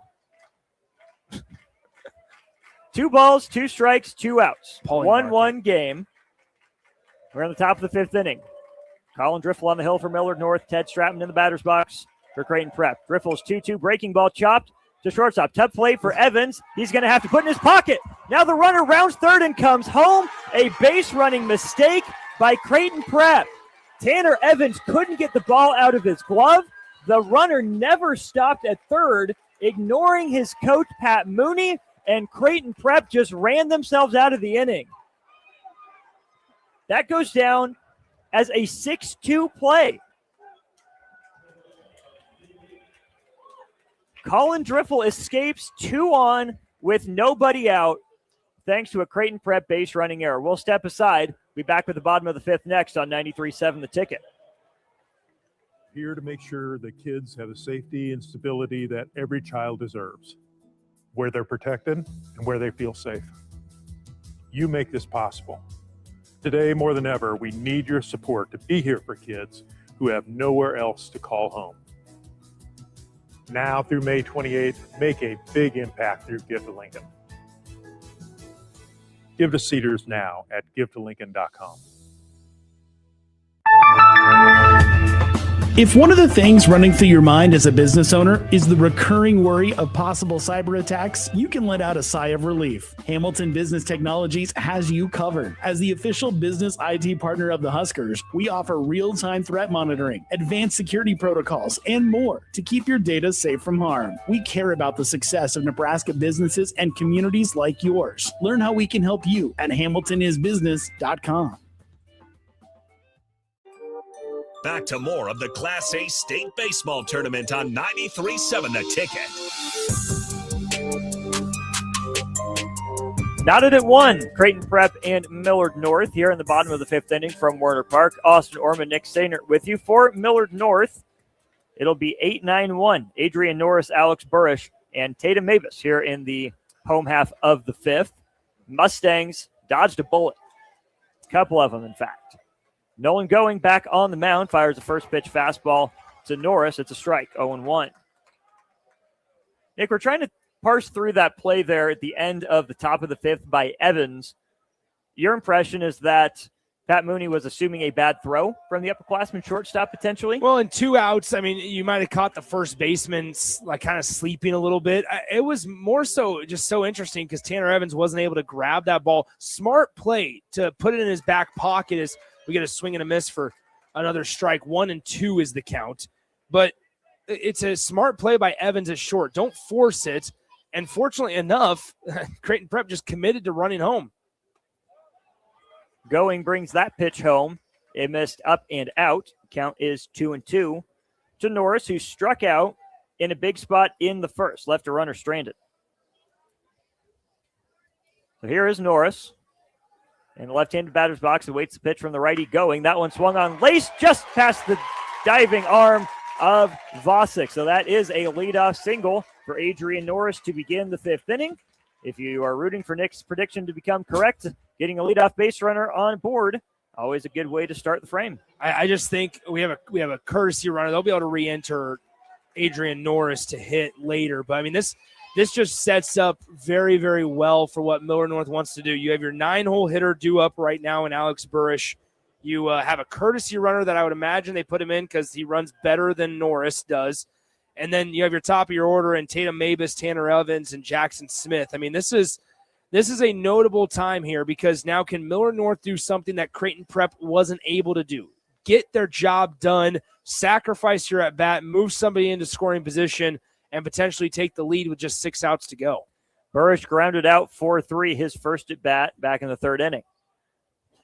He's aboard with a runner at first base. It was Norris who singled. I believe that's Carter Korth over there as the courtesy runner. Norris is a big dude. Looks like he should be able to hit for some power. So I like the strategy of courtesy running, especially here in a late close game. The other thing, if Bob Levac, the head coach for Millard North, wants to get risky, you send the runner at first and then potentially sacrifice him over to third. But that's only if Going can find the zone here. He's down in the count 1-0. Tried to snap off a breaking ball. Didn't break quite enough. It's 1-1. We're in the bottom of the 5th. Millard South held a 6-0 lead at this point, or close in our first game. That's a heck of a bunt, and he's going to beat it out. Going over quickly. The glove flip is not in time, and Alex Burrish does his job and then some. A bunt base hit. He pushed it past Going, and he will reach. That's 2 on with nobody out now in the 5th for Millard North. Perfectly placed push bunt there by Alex Burrish. Yeah, I mean, that's unbelievable. Lefty hitter, it's easy to get that drag. You don't necessarily run, but you're able to square up your feet a little bit more. It helps you establish that angle down the first base line. He gets it in between the first baseman and pitcher. The first baseman, because the second baseman was rushing over to cover second base if needed. He was out of the area, vacated it. The first baseman had to make it a business decision. Do I go after the ball and vacate the bag, or do I go retreat back to the bag? He chose option B. It forced the pitcher, Nolan Going, to have to run, and he took a bad angle at that ball, and it was an excellent situational awareness by both sides. Now here's the real question. Tatum Mabus, he's flown out to the center fielder. He then walked in the 3rd. I understand he's the leadoff hitter, but there's nobody on base right now. If you are playing this as a 2.5 inning game that it is for Millard North, you feel pretty confident in Driffle on the mound on the other side or some of that arm coming out of the pen. You're playing this as we need to score 2 runs in this inning to feel like we have a shot. Sacrifice them over, get 2 runners in scoring position for the meat of your lineup. Inside move had the runner fooled there at second base. Korth extended his secondary, but Going rushed the throw. Heck of an effort over there at shortstop by Garrett Anderson to save that ball from going into right center field, preventing disaster. Yeah, he tripped on the rosin bag behind on the back side of that pitcher's mound. Going will come set. First official pitch of the at-bat here to Mabus. Tries the inside move again, but Korth is ready for it. He scampers back to second. Plenty of time. If you're going the runner, means a lot. Throwing strikes is your best shot at getting out of the frame. 2 on, nobody out, bottom of the 5th inning. Millard North at bat. It's Tatum Mabus. Righty matchup with Going. He does not square to bunt. That one in the dirt. It skips past the catcher. The catcher can't find it. Aggressive turn from Korth at third base, but he'll slam on the brakes. Potentially no bunt necessary now, Nick, as Mabus is up in the count 1-0, but now 2 runners in scoring position and nobody out. Yeah, and Mooney's going to come talk to his pitcher. We'll see if he's going to make a change here. He is going to make a change. So let's do this, Austin. Let's go ahead and step aside. We'll come back, introduce the new arm, and talk about the situation, because now you're in a completely different spot. You need something to the right side or a safety squeeze at that. Just need somebody to do your job to get you the lead here. We'll see who comes in from that elevated bullpen out there beyond the center field. We'll tell you about the new arm next and take you through Creighton Prep's options on 93.7 The Ticket. Attention, Nebraska sports fans. Are you ready to take your skills to the next level? The Army National Guard is looking for leaders who are dedicated, driven, and ready to make a difference. Join up and gain invaluable experience while serving your country with a flexible schedule, competitive benefits, and a chance to build a strong future. Learn more at nationalguard.com/Nebraska. Live here, serve here. The Nebraska Army National Guard. Guard the good life. At Jimmy John's, we don't make sandwiches. We make the sandwich of sandwiches. We use fresh veggies because we don't hate salads. We just feel bad for them. We make our sandwiches exactly how you want because you're the one who's eating it. And we bake bread all day, every day because stale bread isn't bread. It's croutons. Sandwich history is written by the victors. Good thing we have legible handwriting. Jimmy John's, the sandwich of sandwiches. Order pickup or delivery on the app.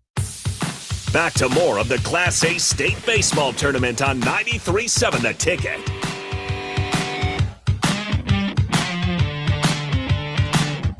Welcome back into Warner Park. We're in the bottom of the fifth inning.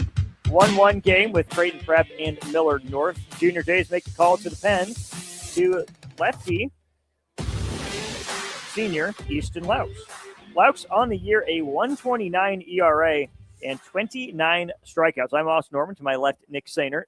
Nick Laux bringing in some good velocity, little different look being a lefty, coming a little bit lower of a slot, but a heck of a situation for him to attempt to get out of. Yeah, 10th appearance of the year for Easton Laux. He's 2-1 on the year, as you heard his ERA just a moment ago from Austin. I mean, here's the deal. It's a completely different situation, AO, to where you have on runners on second and third after the wild pitch. You're going to inherit a 1-0 count. I don't know. I think you obviously bring the infield in maybe halfway if you're Creighton Prep here, because you're going to try to cut down the runner at home potentially, but also, at the end of it, a strikeout would be huge here because Tatum Mabus has found the barrel a couple of times but hasn't been able to do anything with it. They are going to play the infield just beyond the cut of the grass here at infield. Laux enters with a 1-0 count as Going was removed after throwing that wild pitch. So the 1-0, but it's Laux's first pitch, swung on, shot foul down the right field line, 1-1. Other thing to keep in mind here, Nick, platoon advantage after this in favor of Laux. Mavis, a righty at the top of the order. Then Evans, Smith, and Christensen, the next three batters, all swing from the left side. Laux comes set, glove open wide, brings it home. That one low and in. Mavis jumps that back foot out of the way. Better stop this time by reverts behind the dish. Costly lack of a block a couple pitches before, but he was able to snare that one and save a run. So it's a 2-1 count as Laux is ready to bring home the 2-1. That one skied to the right side. Pop up. He's going to stay on the infield. It drifts into the outfield. Vasic had some issues with the sun, but he fights it and wins the battle. A big first out of this inning. Ethan Laux comes in and does his job to begin the frame. Good communication again there on the right side of that infield by Creighton Prep. Vasic didn't see it the whole way. The wind started blowing it back his direction. That ball was likely headed for foul territory, except the wind was able to push it back fair, and Vasic corralled it for out number 1. That brings up Tanner Evans. Evans 0 for 1 with the hit by pitch today. He grounded out to short and was plunked in the third. Runners on second and third. Burrish at third. It's Carter Korth at third and Burrish at second. Laux, as Evans squares to bunt. That one hit him foul. No, he was out of the box. Tanner Evans was hit by his own bunt as he was a step outside of the box. Another pitch, another out, and all of a sudden, Creighton Prep is one pitch away from being out of this inning. This is the difference in mentalities here. Is there's something to be said about just trying to get your job done and getting the bunt down, but then also taking it another step and ultimately trying to get a base hit out of it. Understand in that situation, you just need one bat on a ball to get your runner 90 feet. That's all it is. And that time, try to run it out. Try to be too perfect with that one. So that brings up Jackson Smith, one of the better hitters in the state, wearing number 7. He's a lefty. On the year, a .390 hitter. Lefty-lefty matchup. Infield regular depth as Laux brings home the 1-0. Breaking ball. Frisbee missed just outside, 2-0. Still got to be careful here, Nick. I wouldn't get too lazy with a get-me-over fastball by any means. Yeah, 2-0. If you're Jackson Smith, you're hunting heater on the inner half right now. Smith ready. Gives the bat a couple waggles. Laux brings home a breaking ball. That one missed outside, 3-0. With an open base, not the worst idea, especially with another lefty due up in Maverick Christensen. Christensen today 0 for 2 with a pop out to second, a little flare out to second, and a ground out to short. And they will just put Smith on first base and not risk another pitch. Yeah, that's a good call. I mean, here's the deal. Potentially has green light on. You don't want to throw another breaker because you risk putting in the dirt, and you've already had one wild pitch, surrender 90 feet for 2 runners this inning. Fastball might be, if you don't locate it well enough, could go into the outfield. So here you go. Fresh count, 2 outs, bases juiced. Inning hangs in the balance with Maverick Christensen at the plate. Catcher for Millard North as that fastball got yanked low and out by Laux, 1-0. Creighton Prep put 2 on with nobody out in the top of the 5th. Couldn't bring a single Junior J around. Millard North threatening to do the same. Now this one skips past the catcher, reverts to the backstop. He couldn't corral the fastball, and Millard North reclaims its lead at 2-1. A costly mental mistake by Reverts. He let a second pitch trickle to the backstop, and Millard North reclaims its advantage. Those are killer to see.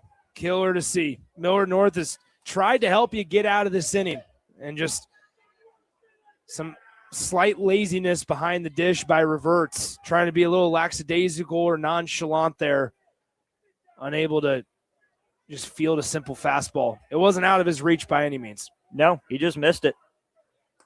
There's a breaking ball that Reverts slides all the way over to block, but now it's 3-0. All right, so I don't want to toot the horn, but the prediction was correct. Now Millard North, you probably feel like you could put up a crooked number in this inning, and should have. But now it's 3-0 already.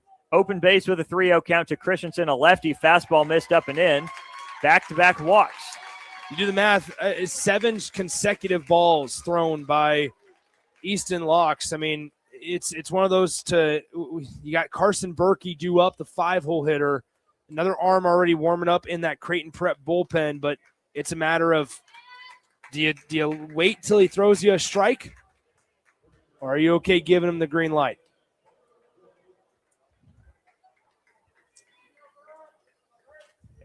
3 balls thrown before the intentional walk. Then the 4-pitch walk, including a costly, called it a wild pitch. I might put that one on the catcher. Maybe that's more a pass ball than a wild pitch, because I don't think, to your point, Nick, it would have taken extraordinary effort to catch that fastball that just got yanked a little bit. No, it wouldn't have, but we always rule in favor of the wild pitch. It's always a wild pitch. We. Catchers. Yes. It's always a wild pitch. Got to remind people that Nick was a former catcher in his playing days, and once a catcher, always a catcher. So it's never a pass ball. 2-1, Millard North on top of Creighton Prep right now. This is the 4 versus 5 matchup here in Class A. Creighton Prep, the Junior Jays, the 5 seed entering this one. Millard North, the 4 seed. Mound conference is over. Coach Mooney still talking on his way back to the dugout. Infield conference has broken up.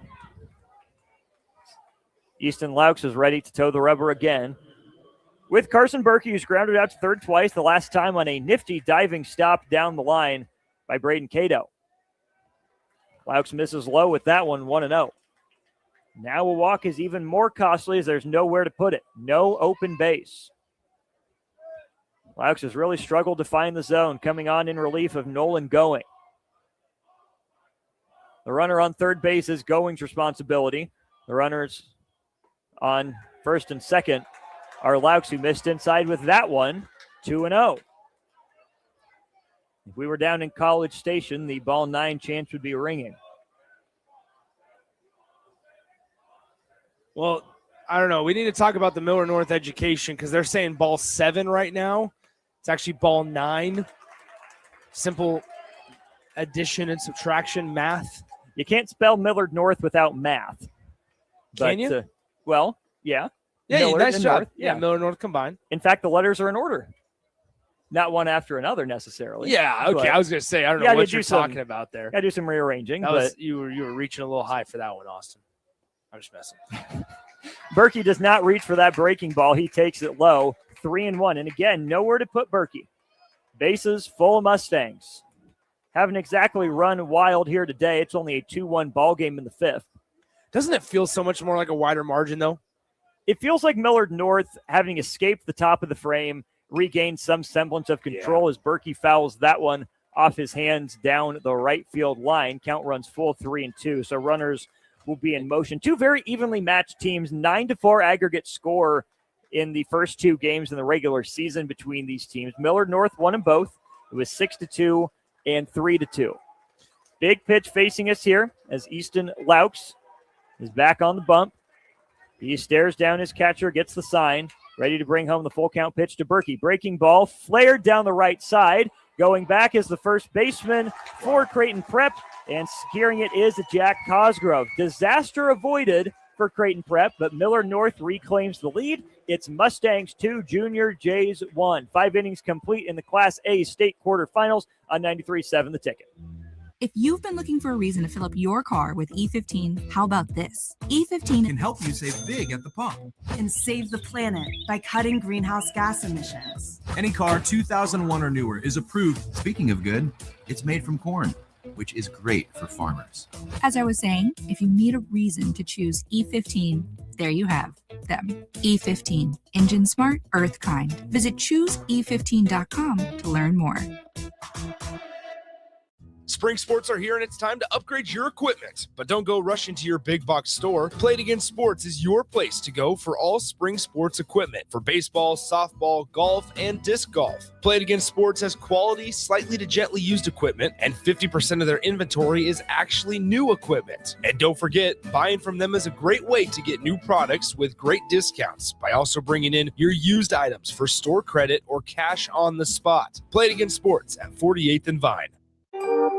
Back to more of the Class A State Baseball Tournament on 93.7 The Ticket. 2 innings to go here in the opening game of the Class A State Tournament for Millard North and Creighton Prep. I'm Austin Norman, but here to tell you about the 6th and 7th innings, Nick Sainer. Thank you, Austin. We were scooting right along here in the early going. Now this has slowed down the pace just a little bit. Austin and I were talking there at the during the commercial break. Man, it feels like Millard North left some out there. 6 base runners in that inning, just 1 run allowed or 1 run scored in that bottom of the 5th. To lead us off in the top of the 6th inning for Creighton Prep, it is Charlie Ziola, the future Husker himself. Hits from the left side, getting the start in left field here this Friday. Now, no balls, 1 strikes after he swings and misses. The 0-1 offering is a breaker that cuts down to the heart of the plate. It's 0-2 now to Charlie Ziola. Ziola hit by a pitch back in the 4th inning. He grounded out to the pitcher in the 1st. No balls, 2 strikes as Driffle delivers up and away with a fastball, 1-2. Colin Driffle back out there for his 6th inning of work. He's allowed 4 hits, 1 run so far today. Millard North, nobody warmed up in the bullpen right now as this one by Ziola is hammered and slapped to the left side, but foul. And we'll do it again at 1 ball and 2 strikes. There is an arm warming up for the Creighton Prep Junior Jays, a lefty out there. Can't get a read on the number. I think it might be number 6, Evan Thompson, but don't quote me on that one. Now, back here on the actual field, it's 1 ball, 2 strikes. Driffle from the windup, facing the lefty. On the way, low and in the dirt, ball 2. Any surprise that we don't see an arm going for Millard North after last inning? I know Driffle's your guy. Yeah. I suppose the risk is you don't want to get a guy hot and waste a day of warm-ups, but we are seeing them. There's some action in that center field bullpen as the 2-2 offering swung on and fouled off onto the right side. They're doing some band work out there, so maybe the early stages of just getting loose, doing some band work. Good to see them have those bands connected to the fence out there.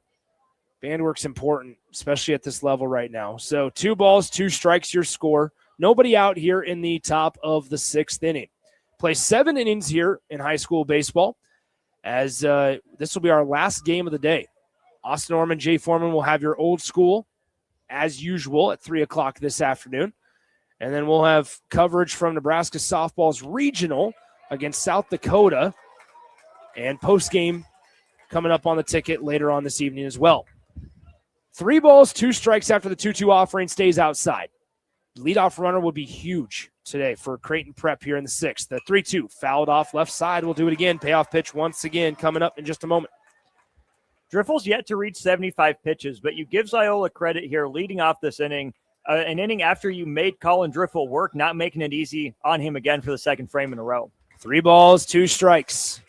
Driffle digs into the glove, turns and fires on 3-2. Inside, ball 4. It's a leadoff walk. Driffle shows a little frustration, but a nice job by Charlie Ziola, who was down in the count 1-2, working it all the way back, fouling off a couple of tough pitches. And that'll now bring up the first baseman, number 7, Jack Cosgrove. Cosgrove doubled back in the 4th inning, and he flew out to the center fielder in the 1st. So he's been able to get a couple of good swings off of Driffle. Colin Driffle, that is, the future Kansas State Wildcat, is now, there is an arm warming up a little more aggressively in that Millard North pen. Short lead at first. The pitch is swung on and missed. It was a breaker that forced Cosgrove to kind of back off the plate a little bit. We saw that back foot, kind of what a Scotty Scheffler swing looks like, where he shuffles with that back leg. He kind of stepped out with it and was closed off when he swung that bat. That was going to be ripped a mile foul if he caught any part of that leather. So here we go, 0-1 pitch. He shows bunt. This one's a great bunt down the first base line. And how about this, PFPs? The pitcher, Driffle's going to take it himself. He walked right in front of the first baseman and just ran the rest of the way to the first base bag for out number 1. But it does the job, as that's a sacrifice, 1 unassisted on the putout to first base. Moving up to second is Charlie Ziola on the sacrifice, and that brings up the cleanup hitter, Hank Vosick. 0 for 2 on the day, struck out back in the 2nd, grounded out to 3rd in the 4th inning. 1 out in the top of the 6th inning. 2-1, Millard North out in top of Creighton Prep. Out in front, rather, of Creighton Prep. Runner on second base. Out of the stretch, it's Colin Driffle. He lifts the left leg and fires. It's in the dirt. Great stop behind the dish, and it's going to be 1 ball, no strikes. For Millard North, Nick, Caden Schaefer's playing plenty deep out there in left field. We talked about the wind pushing things that way a little bit, but he is noticeably deeper in the outfield than a center fielder and right fielder are. 1 ball, no strikes, 1 out. Top of the 6th inning, 2-1 Millard North. Prep up to bat, though, with a runner at second, and Colin Driffle will step off the rubber and call his catcher out to have a brief conversation.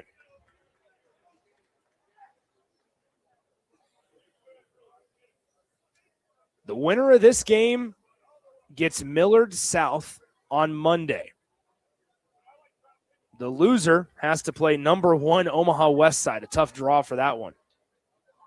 You know, it's interesting. We don't have, this year in the state tournament, Austin, we don't have necessarily the Tyson Lewises, those types of guys that maybe we've had in years past. There's still plenty of future college talent, but we have been spoiled the last couple of years with some of the talent we've seen on these fields. The 1-0 offering, swung on, roped up the middle, it's through for a base hit. Mooney is waving Ziola around third. The throw comes home, and it's not in time. Creighton Prep delivers Hank Vosick with a 1-out RBI single, and we are tied yet again in the top of the 6th inning. Beautiful piece of hitting right back up the box. You saw the runner Ziola get a great read, a good jump on it. Throw was closer than I thought it was going to be, but great response there from Creighton Prep. They limit the damage to 1 run in the bottom of the 5th to be able to get it right back and tie it in the 6th. Great show of resolve. So now Creighton Prep, though, is not done, and that's where that sacrifice bunt by Jack Cosgrove comes to help the Creighton Prep Junior Jays. Runner on first base, 1 out, and it is Liam Smithberg, the designated hitter, watches ball 1 up and away, 1-0. Creighton Prep, the 5 seed. Millard North, the 4 seed. We are tied at 2. We saw the lower seed Millard South Patriots knock off number 1 Omaha West Side in our first game. Can the lower seed do it again here in game 2? The 1-0 pitch to Smithberg. Breaker works back to the heart of the plate, 1-1.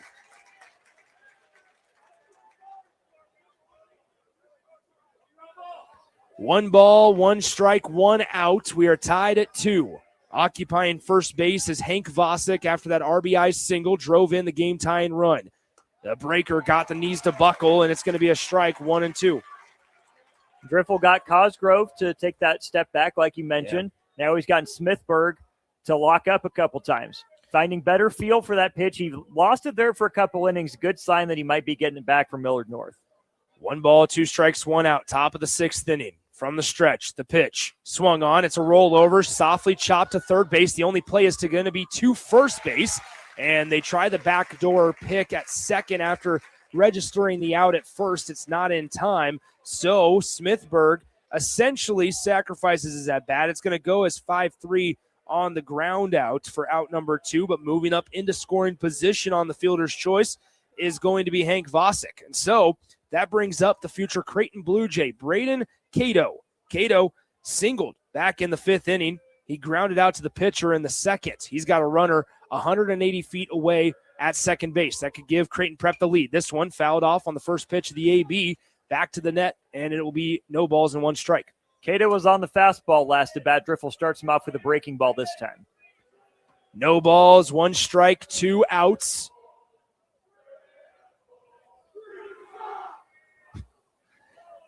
Driffel from the stretch. Looking. He's real concerned with the runner at second base. And finally, the batter, Braden Cato, calls time. And that'll force Driffel to back off the rubber. No balls, 1 strike, 2 outs. Here's the pitch to Cato. Swung on and missed. 0-2. Another breaker. Cato swung right over top of it, looking to do a bunch of damage. If he hits that one, he's yanking it down the left field line. Swung right over it. Driffel really has the feel for that slider right now. Wind is still blowing out to left field. No balls, 2 strikes, 2 outs. Can Driffel get out of it? Only allowing 1 run. The pitch to Cato swung on and fouled off to the left side, a bouncer. And it will be no balls and 2 strikes yet again. 2-2 your score between Creighton Prep and Millard North. 5 hits on the day for the Junior Jays of Prep. 4 on the afternoon for Millard North High School. From the stretch, here is Colin Driffel, the Kansas State Wildcat signee. The pitch.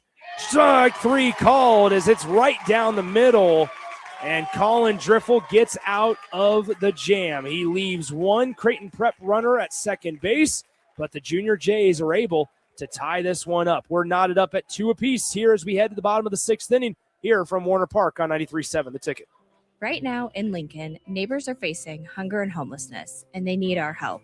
Your donation to Matt Talbot Kitchen and Outreach for Give to Lincoln Day helps provide nutritious meals, safe shelter, and life-changing support.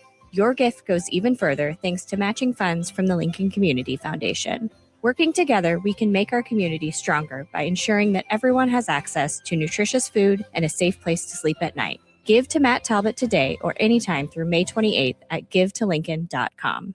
If you're a homeowner or a business owner, you have a lot of projects, and no one has an unlimited budget or time. Sunbelt Rentals makes all jobs less stressful with no need to purchase large equipment or hire a crew. You can do it yourself with rentals and everything from aerators and power rakes for spring yard work to stump grinders, concrete mixers, tile saws, and more. Check out their inventory in Lincoln, north of Cornhusker Highway on 56th Street, or online at sunbeltrentals.com. Back to more of the Class A State Baseball Tournament on 93.7 The Ticket. We have climbed to 91 degrees here at Warner Park. Not a cloud in the sky in Papillion, La Vista, or Papillion, Nebraska.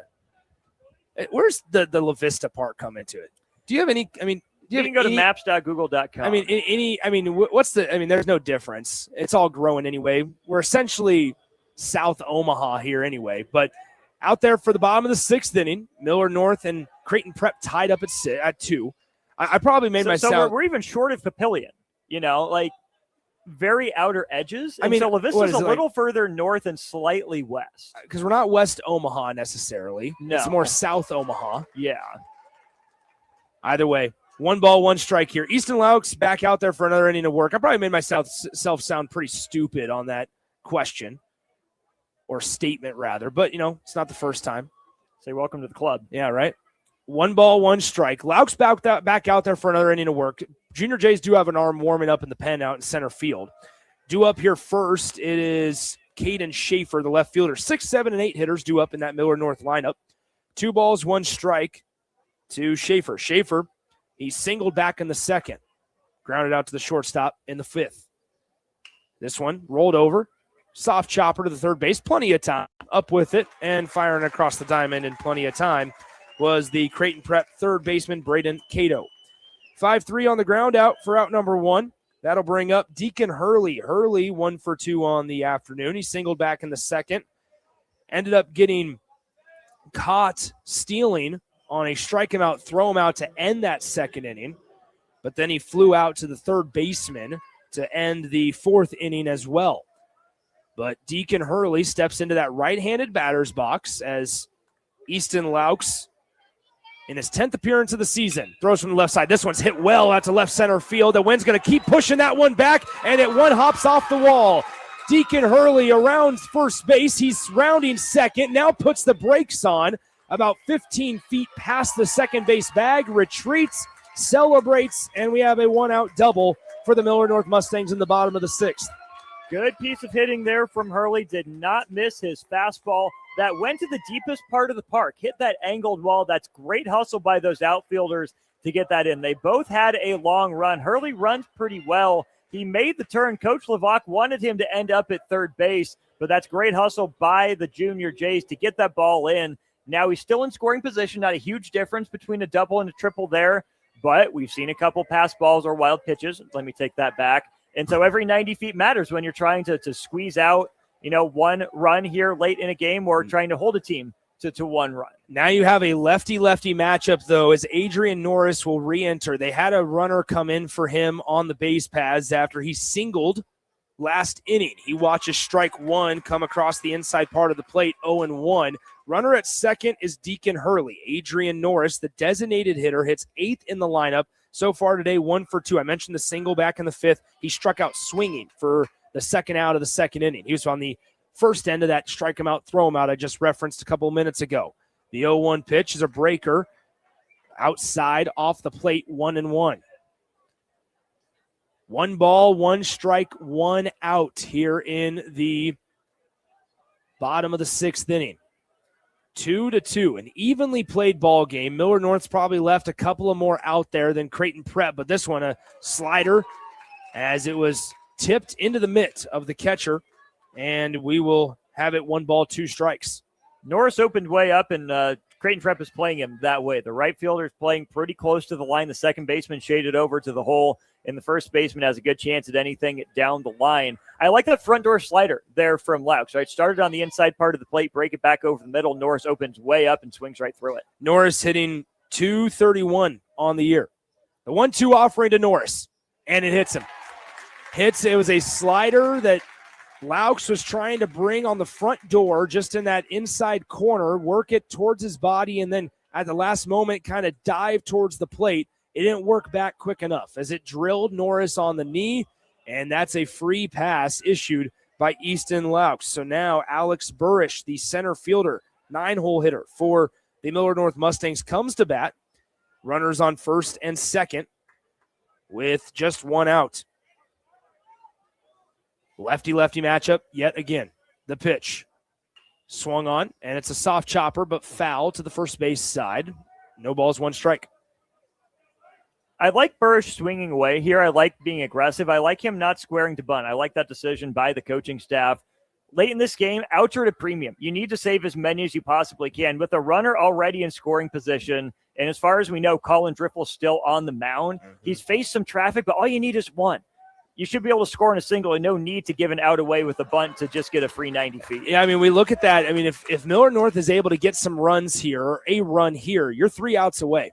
Next inning is going to be the top of the 7th. You need 3 outs, whether that's Colin Driffel, whether that's a bullpen piece. You need a guy in to come in and get you 3 outs. Against 7, 8, 9. Against 7, 8, 9 in the Creighton Prep order. The 0-2 pitch from Laux on the way. Swung on. It's going to be a soft floater into left field. Should hang up enough as that will not allow the runners to tag up.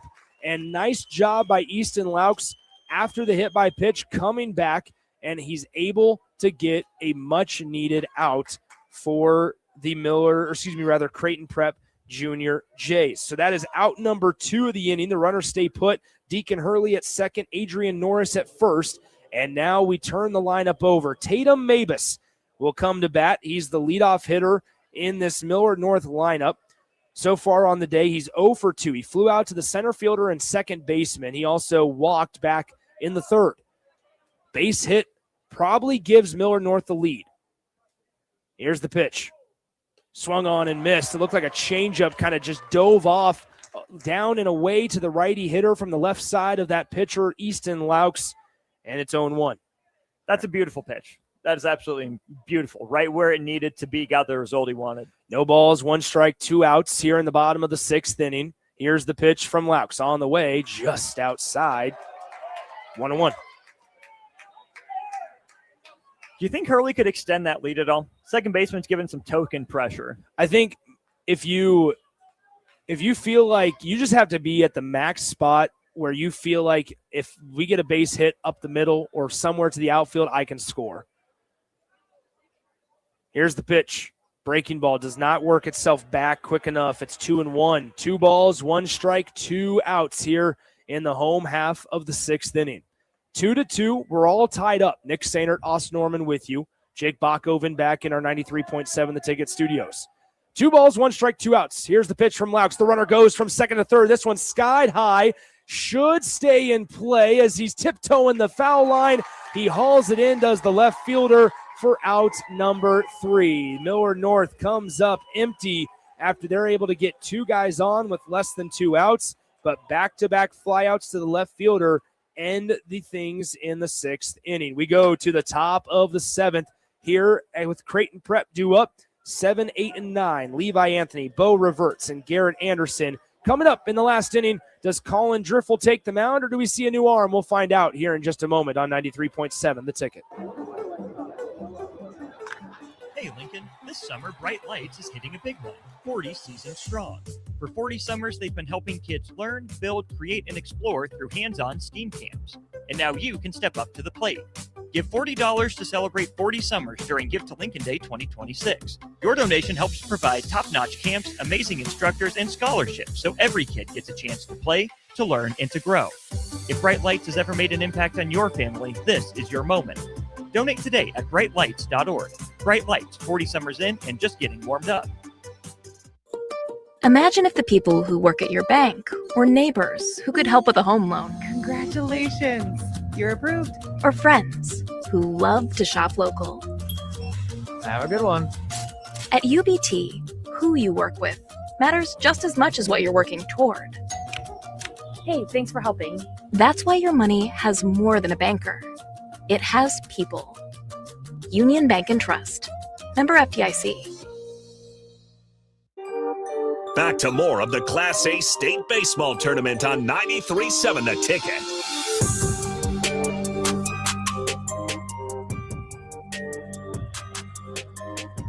We head to the 7th inning as we are tied up at 2-2 between Millard North, the 4 seed, and the 5-seed Creighton Prep Junior Jays. 7-hitter Levi Anthony due up. He flashes bunt. It's a good bunt down the third base line. A better play by the third baseman in time. Barehanded, throwing off balance up that first base line.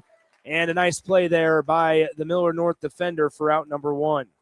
Really like the idea there from Anthony. Gave it a look there down the line. Coach Mooney gives the third baseman over there. That's Carson Berkey some knocks. Hey, nice play. Tip the cap for a really good idea, but like you said, even better defensive play. Berkey was way in on the grass to make that one. Bo Reverts steps in. He watches ball 1, low and away, 1-0. Bo Reverts, the catcher for Creighton Prep, had a tough day behind the plate so far, but I should say tough day at the plate as well. He's 0 for 2. Struck out looking back in the third and was on via fielder's choice back in the 5th. 0 for 2 today. 2 balls, no strikes, though, to Bo Reverts as Colin Driffel back out there for the Millard North Mustangs. He slings and fires. This one a grounder, left side. Guess what? Berkey's going to get another crack at it, and he fires over to first in time for out number 2. They go down in the scorebook the same way as a 5-3. They did not look the same. No. One was much more routine than the other, if you will. Any chance we see Berkey on Sports Center for that previous one? I do not think so. That's a bummer. It was a good play. You don't see that a lot in high school, though. You don't. Ball one up and in to the 9-hole hitter, Garrett Anderson. Now, I'm a little concerned. The Creighton Prep student section has seemed to have lost their shirts. Here's my thing, Austin. Who starts that? Like, is there just one guy out there as the 1-0 offering is in there for a strike, 1-1? Is there just one guy in the student section that's like, hey, dude, you know what we should do? We should take our shirts off. Well, the worst part is that it's not 100% participation. No. If you're going to do it, you got to go all the way. I don't know if I respect the people that kept their shirts on more for having some decorum, or if I'm a little disappointed in them for not going all in. I mean, because, like, obviously Creighton Prep, all-boys school over there. It's just a matter of, you know, at the end of the day, I just want to know how it starts. Like, who's the one guy in the 1-2 pitch here from Driffle is upstairs 2-2. But who's the one guy that there's multiple pieces that looks at it around and goes, hey, you know what we should do? We should take off our shirts right now. And then ask him to do it. And then the second guy is like, hell yeah, dude, we should. That's a great idea. I don't know. That's just how I view it. The 2-2 pitch in there, called strike 3, and that'll do it for the top of the 7th inning. Creighton Prep goes quietly 1-2-3 and due up in the home half of the 7th. When Millard North only needs 1 to win, it is hitters 2, 3, and 4. Evans, Smith, and Christensen when we come back on 93.7 The Ticket. If you've been looking for a reason to fill up your car with E15, how about this? E15 can help you save big at the pump and save the planet by cutting greenhouse gas emissions. Any car 2001 or newer is approved. Speaking of good, it's made from corn, which is great for farmers. As I was saying, if you need a reason to choose E15, there you have them. E15, engine smart, earth kind. Visit chooseE15.com to learn more. Imagine if the people who work at your bank or neighbors who could help with a home loan. Congratulations, you're approved. Or friends who love to shop local. Have a good one.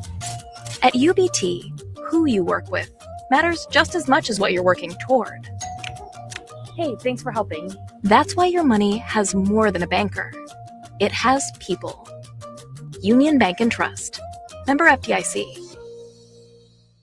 Back to more of the Class A State Baseball Tournament on 93.7 The Ticket. Millard North just needs 1 run to win this one, as the winner will face Millard South on Monday. The loser will face Omaha West Side. How about this? They must have said that we were complaining about the shirts. It's a hit by pitch on the first batter.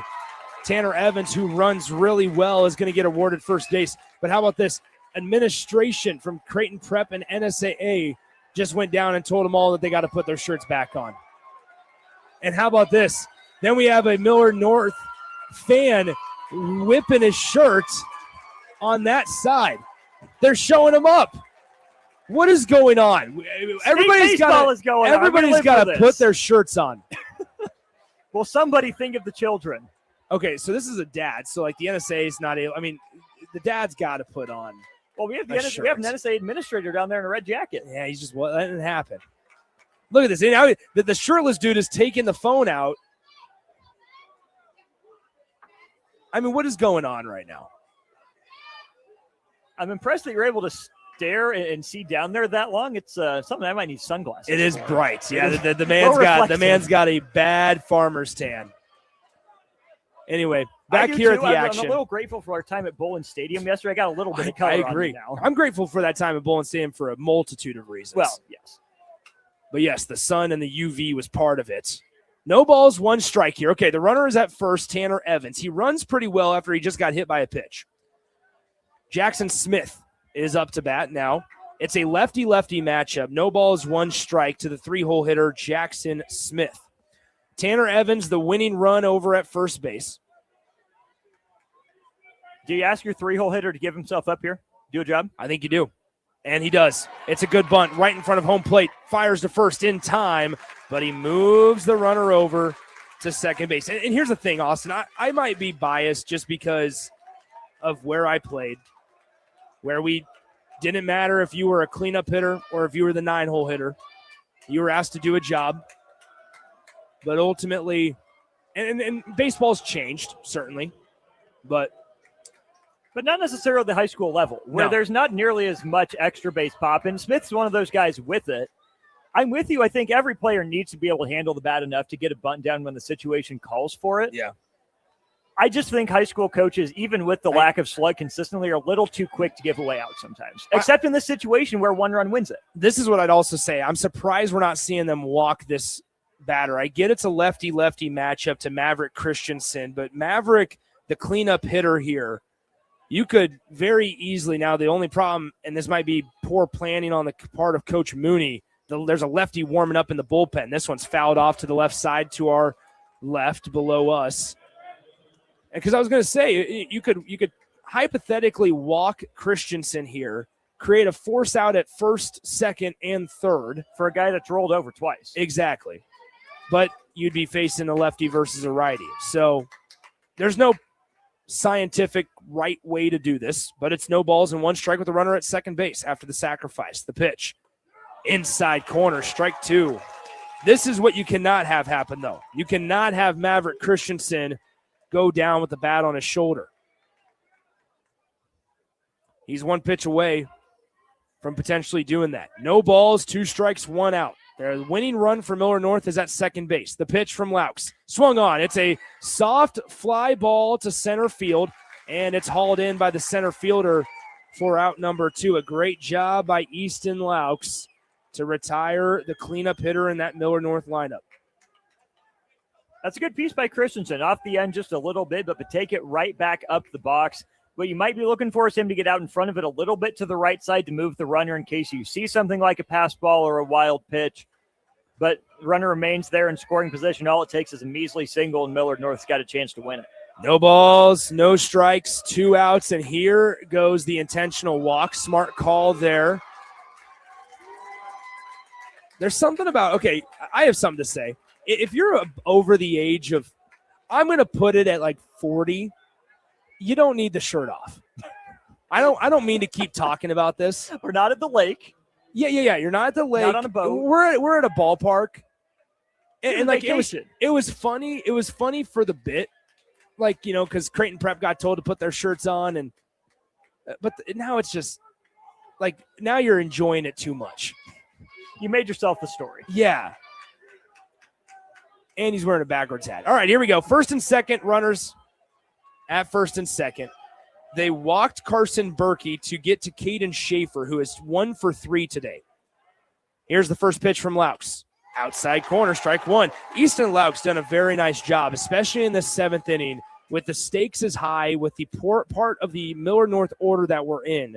He's done a very nice job of being competitive in the zone, but yet not giving them something right down Broadway. No balls, 1 strike, the pitch. Swung on. It's a soft chopper to the shortstop. Now the third baseman cuts across. He is able to get off the bag and tag the runner. What a play. The first baseman for the Junior Jays, that's Jack Cosgrove.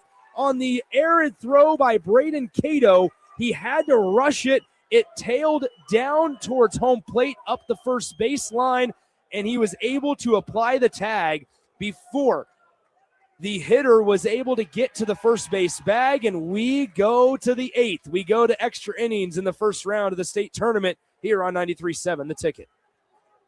This is Lincoln's home for sports talk on the FM dial. Also online at theticketfm.com. On the internet. KNTK FM Firth, 93.7 The Ticket. Life happens. Unexpected bills, tough choices. Your car needs repairs, but your child needs new shoes.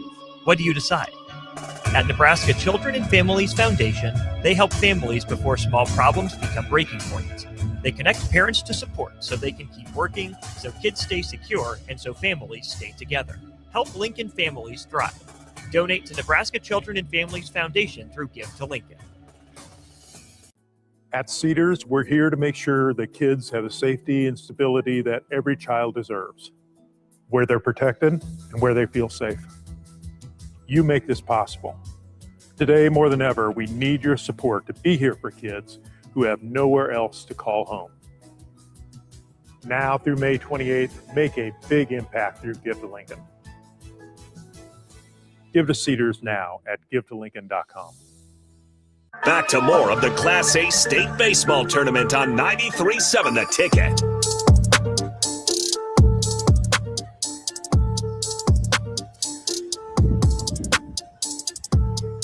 All right, so Colin Driffel's day is done. It'll be Jackson Smith's show for the Millard North Mustangs. He comes in from right field, and he will take over on the mound. Colin Driffel, nice day at the office, 7 innings thrown. And believe it or not, for the first time this season, Colin Driffel will not be involved in a decision. He came into this game in 8 starts with a 7-1 record. This is the first time that he started a game that he's not factored into the decision. We're tied, and we're going to the 8th. I believe the line for Driffel, 7 innings, 6 strikeouts, 1 walk, 5 hits, 2 runs, both of them earned. 2-2 is your score. It's a lefty arm of Jackson Smith. It will be interesting once they get back up to Jackson Smith's spot in the lineup, if they do, because if they burn the DH or how that necessarily happens. I think they get to keep the DH since they brought Jackson Smith in from right field, and whoever goes out to right field would just be who the DH is hitting for. Jackson Smith quickly gets on top. No balls, 2 strikes. Smith works from the stretch. And that's a strike 2. Excuse me, I had jumped the gun a little bit. Now it's 1 ball and 2 strikes.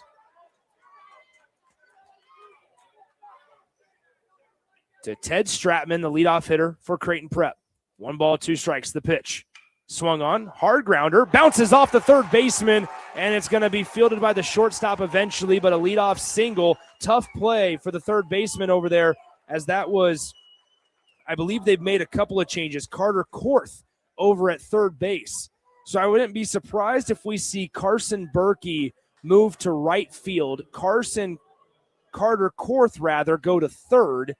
And that's some of the defensive changes that you've made. We don't get the defensive changes until they come up to bat. And so that's why there's some uncertainty with it. As this one, a foul ball on a bunt attempt. It kind of came in and almost buzzed the tower for Charlie Ziola. It might have hit his finger as well.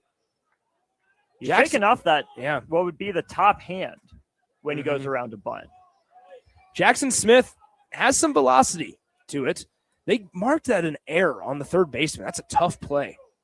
But it's a tough hop. He didn't exactly charge it. Kind of sat back and waited for it. So I think the mental error led to the physical error. I could see it both ways. You're a much softer grader than I would be. I saw error all the way. Wow. Same in the first game. Yeah, the first game I probably was a little soft. Soft. S-A-W-T.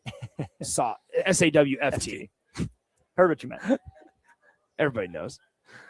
Runner at first, square into bunt, and Ziola misses. He whiffs. Fans on the bunt attempt. No balls, 2 strikes. That velocity you mentioned, perhaps playing a factor.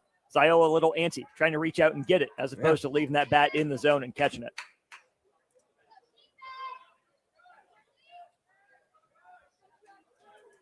You know, I would love to have a bunting contest. I think you and I would clean up. 0-2 pitch is low and away for a ball, 1-2. I don't know. I mean, I'm not used to the velocity anymore. You know, we're not used to. We haven't seen 90 coming at us for a while. I think that the mechanics would still be there. Oh, yeah. 1 ball, 2 strike. The pitch inside, 2-2. I mean, especially you guys. I mean, isn't that how you spent like your first day of practice every week? Is just spending 3 hours just bunting? There's a lot of there's a lot of misconceptions. However, I will say this: in our pregame, you weren't able to take a swing unless you got it within the foul line and a cone. And I mean, it was maybe a foot. I mean, it was tight. That's where when I used the phrase foul or perfect earlier in the broadcast, that's where I got it, is because you weren't able to swing in pregame. You got 7 or 8 strikes, and you weren't able to swing in pregame until you got a Fowler perfect down the left or the third baseline and down the first baseline. But 3 balls, 2 strikes, full count here to Ziola. This pitch, this one's going to be popped up shallow left field. The wind will carry it into fairly routine depth, and it's going to be hauled in for out number 1. Pretty good at bat there by Ziola. He is not able to do a job, not the result they're going for, but to be able to see some of those pitches, give his lineup a little bit better look at that, especially here in the middle with some righties coming up. No, so 1 out here in the top half of the 8th inning. Runner at first, and they'll just leisurely pick over to first base. Back in plenty of time was Stratman over there at the first base bag. As I mentioned, last game for us of the day. We'll have 2 more tomorrow. Only 2 games today and tomorrow because the Omaha Storm Chasers play the Toledo Mud Hens here at Warner Park this evening and tomorrow. That Max Anderson kid had a pretty good game first time out. Well, the entire Toledo Mud Hens had a pretty good game on Tuesday night. Beat the Storm Chasers 19-1. That Royals farm system. Oof. It's you didn't hear it from me, though. It's closer to an acreage than a farm at this point. You didn't hear it from me. The pitch, it hits the outside corner, 0-2. Trust me, we are well aware of the state of the Royals farm system, given where you are at, given the state of our trade discussions between our 2 teams who've made some deals with each other in the past. We did get Jose Quas back from you over the offseason. I did see that. He's here in Omaha. Indeed. Converted third baseman, Jose Probably Quas. shouldn't be in Omaha. No balls, 2 strikes, 1 out. Here's the pitch. Swung on and missed. Jack Cosgrove goes down swinging for out number 2. Hank Vosick, the cleanup hitter, due up here in just a moment. Runner on first. Man, this inning, I should say, started the exact way you'd like it if you were Creighton Prep. Got on via air. And then back-to-back outs. Haven't been able to do your job, move the guy over. And Hank Vosick, who he singled back in the 6th, but struck out in the 2nd and grounded out in the 4th. He's now up lefty-lefty against Jackson Smith, who's in for relief of Driffle. The runner goes. Great jump. He went on first movement. And you have to go off of first movement if you want any chance against that lefty. You're getting a one-way lead where you take a step back when he lifts that right leg. And that time he just committed. First movement, you're off. 1 ball, no strikes. Runner at second base now in scoring position. A base hit potentially gives Prep the lead. Breaker, low and inside, ball 2. That's a really gutsy move there by Stratman to do that. I thought Smith recognized it enough time. He hadn't broken the plane yet that he was going to go back to first base, but in his head, Smith had already committed to going home, and the catcher had to put in his back pocket. Now there's some real game pressure out here on Millard North. 2 balls, no strikes, 2 outs. See if you can find a fastball. Well, he found it. He just didn't do anything with it. It was right down the middle. Watched it go by. 2 balls, 1 strike. 2 outs here in the top of the 8th inning. The cleanup hitter for the Junior Jays, Hank Vosick, is up. The lefty-lefty matchup. Runner at second base is Ted Stratman, who got on with an error. This one swung on line to the left side, but foul. And the count's even at 2-2. So we'll be back on the air tomorrow morning. We're going to be on our stream only at 9 a.m. We have some shows going on in our station at 9 a.m. So if you want to listen to that, make sure you listen to the FM. If you want to listen to the streams, find us on the videos. And a ground ball to the shortstop and thrown over to first in time for out number 3. So it's another 0 put up by the Millard North defense. And we go to the bottom of the 8th inning as due up for Millard North in the home half, 7, 8, and 9. They've been somewhat productive today, as it'll be Hurley, Norris, and Burrish due up for head coach Bob Levac and Millard North. We'll step aside, come back in 60 seconds here on 93.7 The Ticket. Spring sports are here and it's time to upgrade your equipment. But don't go rushing to your big box store. Play It Again Sports is your place to go for all spring sports equipment for baseball, softball, golf, and disc golf. Play It Again Sports has quality, slightly to gently used equipment, and 50% of their inventory is actually new equipment. And don't forget, buying from them is a great way to get new products with great discounts by also bringing in your used items for store credit or cash on the spot. Play It Again Sports at 48th and Vine. Attention Nebraska sports fans. Are you ready to take your skills to the next level? The Army National Guard is looking for leaders who are dedicated, driven, and ready to make a difference. Join up and gain invaluable experience while serving your country with a flexible schedule, competitive benefits, and a chance to build a strong future. Learn more at nationalguard.com/Nebraska. Live here, serve here. The Nebraska Army National Guard. Guard the good life. Back to more of the Class A State Baseball Tournament on 93.7 The Ticket.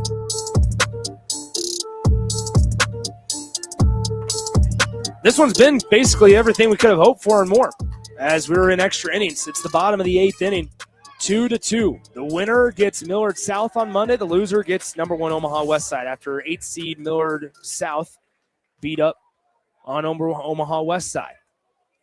Oh, good. The shirtless guy's back. I thought he had put his shirt back on. No, he had just That's what I'm saying. stepped away from the stands. I this thought is we too had, much. Like, was we he had moved on. Was he just walking around the concourse without a shirt? Must have been. Like, there's kids at the ballpark, man. This one on the 1-0 offering, floated to the first baseman and fielded on the fly for out number 1.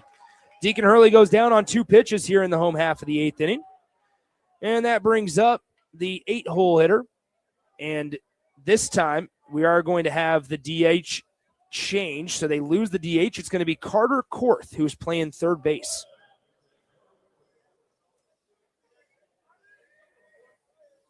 I believe it was Korth that scored the run after Norris had the single back in the 5th.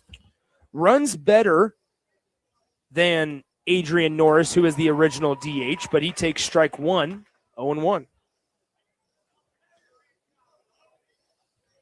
How about this? Easton Laux just continues to come in and shove strikes. Ended up going, no pun intended, 4 innings. And so now for Laux to be able to give Creighton Prep this length, they still have some bodies out there, but we haven't seen much movement. And so to be in an extra inning game and both teams only on their second pitcher, whoever wins this is going to feel like they're in pretty good position. Even the loser in pretty good shape in terms of the pitching. Great stop, a better pick over at first base on the ground ball, sharply hit to the third baseman. A nice play on the backhand by Braden Cato. His last 2 throws, though, have been a little off target. That one needed to be scooped up out of the Warner Park dirt by the first baseman, Cosgrove, over there. He was able to do so successfully, and Carter Korth goes down on the 5-3 ground out. That brings up number 9, the starting center fielder, Alex Burish. Burish on the day 1 for 3, rather. He grounded out to the second baseman in the 3rd, singled in the 5th, and flew out to the left fielder in the 6th. Here in the bottom of the 8th, he takes ball 1, 1-0. Lefty-lefty matchup. Here's the pitch from Laux. Breaking ball. It's going to be skied high into center field. Retreating back a few steps is the center fielder, Ted Stratman, and he's there to collect it for out number 3. Miller North goes quietly, 1-2-3 in the home half of the 8th inning. We go to the 9th here at Warner Park. Due up, it is 5, 6, and 7 for the Creighton Prep Junior Jays when we come back here on 93.7 The Ticket. Hi, Husker Nation. This is Rex Burkhead. On Lincoln Gives Day, I hope you'll join me in supporting the Team Jack Foundation and their mission to fund life-saving childhood brain cancer research. Kids and families facing brain cancer deserve better treatments and more hope for the future. Every donation helps move that mission forward. You can make your gift today by visiting givetolincoln.com and searching Team Jack. I'm proud to support the Team Jack Foundation and the fight for every child and family affected by brain cancer. At Jimmy John's, we don't make sandwiches. We make the sandwich of sandwiches. We use fresh veggies because we don't hate salads. We just feel bad for them. We make our sandwiches exactly how you want because you're the one who's eating it. And we bake bread all day, every day because stale bread isn't bread. It's croutons. Sandwich history is written by the victors. Good thing we have legible handwriting. Jimmy John's, the sandwich of sandwiches. Order pickup or delivery on the app. Back to more of the Class A State Baseball Tournament on 93.7 The Ticket.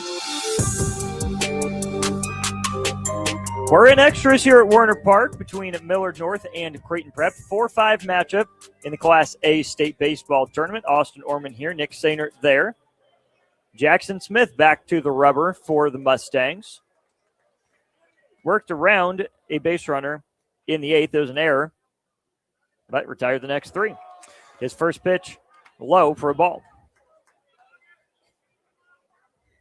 Smith, big, strong lefty. Number 7 is club 7 home runs this year.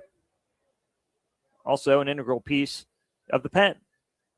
Smith's fastball misses up this time, 2-0. Name of the game right now, Nick, is manufacture. You don't see many blasts here at Warner Park. So a nice measly single to get the inning started goes a long way either way. Smith brings home the 2-0. That fastball misses up at the shoulders, 3-0. Good patience being shown by Liam Smithberg. Smithberg 0 for 3 today. He's flown out to center and grounded out to each infielder on the left side. This year, Smithberg, an average just a tick over 300. Righty batter against the lefty Smith. Smithberg awaits the 3-0. Takes a fastball down the heart of Broadway, 3-1. By the way, we have a final over at Tal Anderson Field. 6-seeded Papillion La Vista South knocks off 3-seeded Lincoln Southwest 6-1.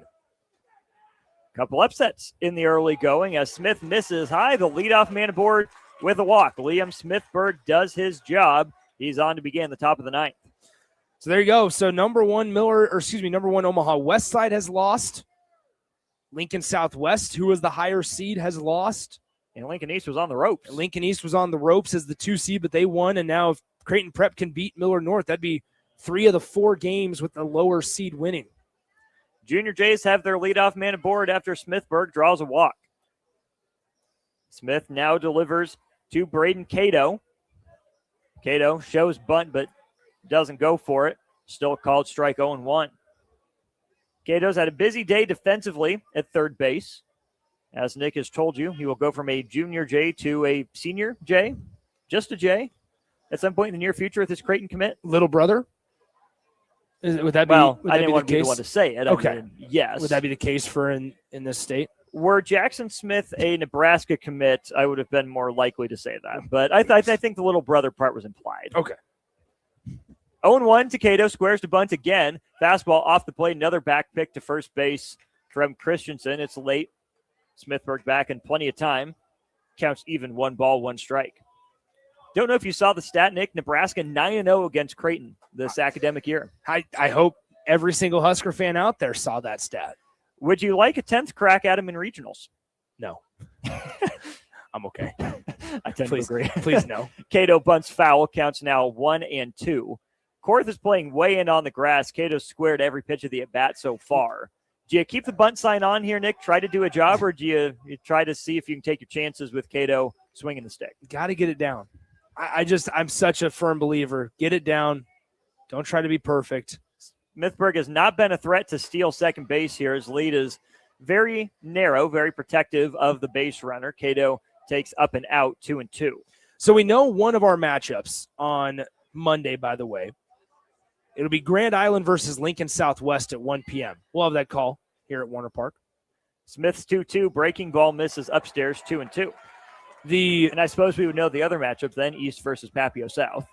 East versus Papio South at 7 p.m. on Monday. The loser of this game will play West Side at 10 a.m. on Monday. That'll be our first game of the day. Full count to Cato. He pokes that one to the right side. Is it going to hang up? It will. Good read in right field there by Berkey. He comes screaming in to make the catch on the flare for the first out. Good swing by Cato. Took a fastball on the outer half, took it that way. Nice job. You're not going to hit that ball harder than what Cato was able to do. It's just, man, you'd love to have it one out, runner 90 feet closer in this game. I mean, the margin for error right now, you could just feel it start to shrink and compress and tighten. And Levi Anthony coming up to the plate. We're in the ninth inning, top of the ninth. There's a runner on first base with one out for Levi Anthony, as Nick mentioned. 1 for 3 on the day with a single. He knocked that one through back in the fifth. Pick off to first by Smith, harmless. Smith-Berg dives back in. Heck of a game. Called not the nightcap, but the day cap, I suppose, here at Warner Park. Breaking ball misses up and out, 1-0. A little bit different schedule, as we've mentioned throughout the course of the day, with the Storm Chasers wrapping up a home series here over the next couple days, affecting today and tomorrow. Not Sunday, as that's an NSAA day off, and then Monday, the day off in the AAA ranks. Smith brings home the 1-0. Fastball misses out, 2-0. I do like that change for minor league baseball, Nick, going to the 6-game series, cut down on travel costs, give a consistent Monday day off. I think that's been a fun change that came in. Unfortunate reason, of course, with the COVID year, but I think it's worked out pretty well for minor league baseball. I also do like the 2 guaranteed days off here, I think, for pitching. Yeah. If you want to see the best of the best here in the high school ranks, as Smith misses with a fastball 3-0, to give these best pitchers potentially an extra day of rest to set up some better matchups in your state semis and your state finals, I really like that decision by the NSAA. Will take some getting used to in terms of the timing and the schedule, but I think overall it's probably good for the health of the game, the health of the pitchers, and give better matchups potentially at the end of things. Yeah, I think so too. I think also we're shaping towards the spots on Tuesday, aces being available. I mean, it's also helps when you have efficient outings like we've seen from a couple of guys today. Smith bounces that one in the dirt for a walk. So Levi Anthony will trot down to first base. And just like that, the go-ahead run is pushed to scoring position.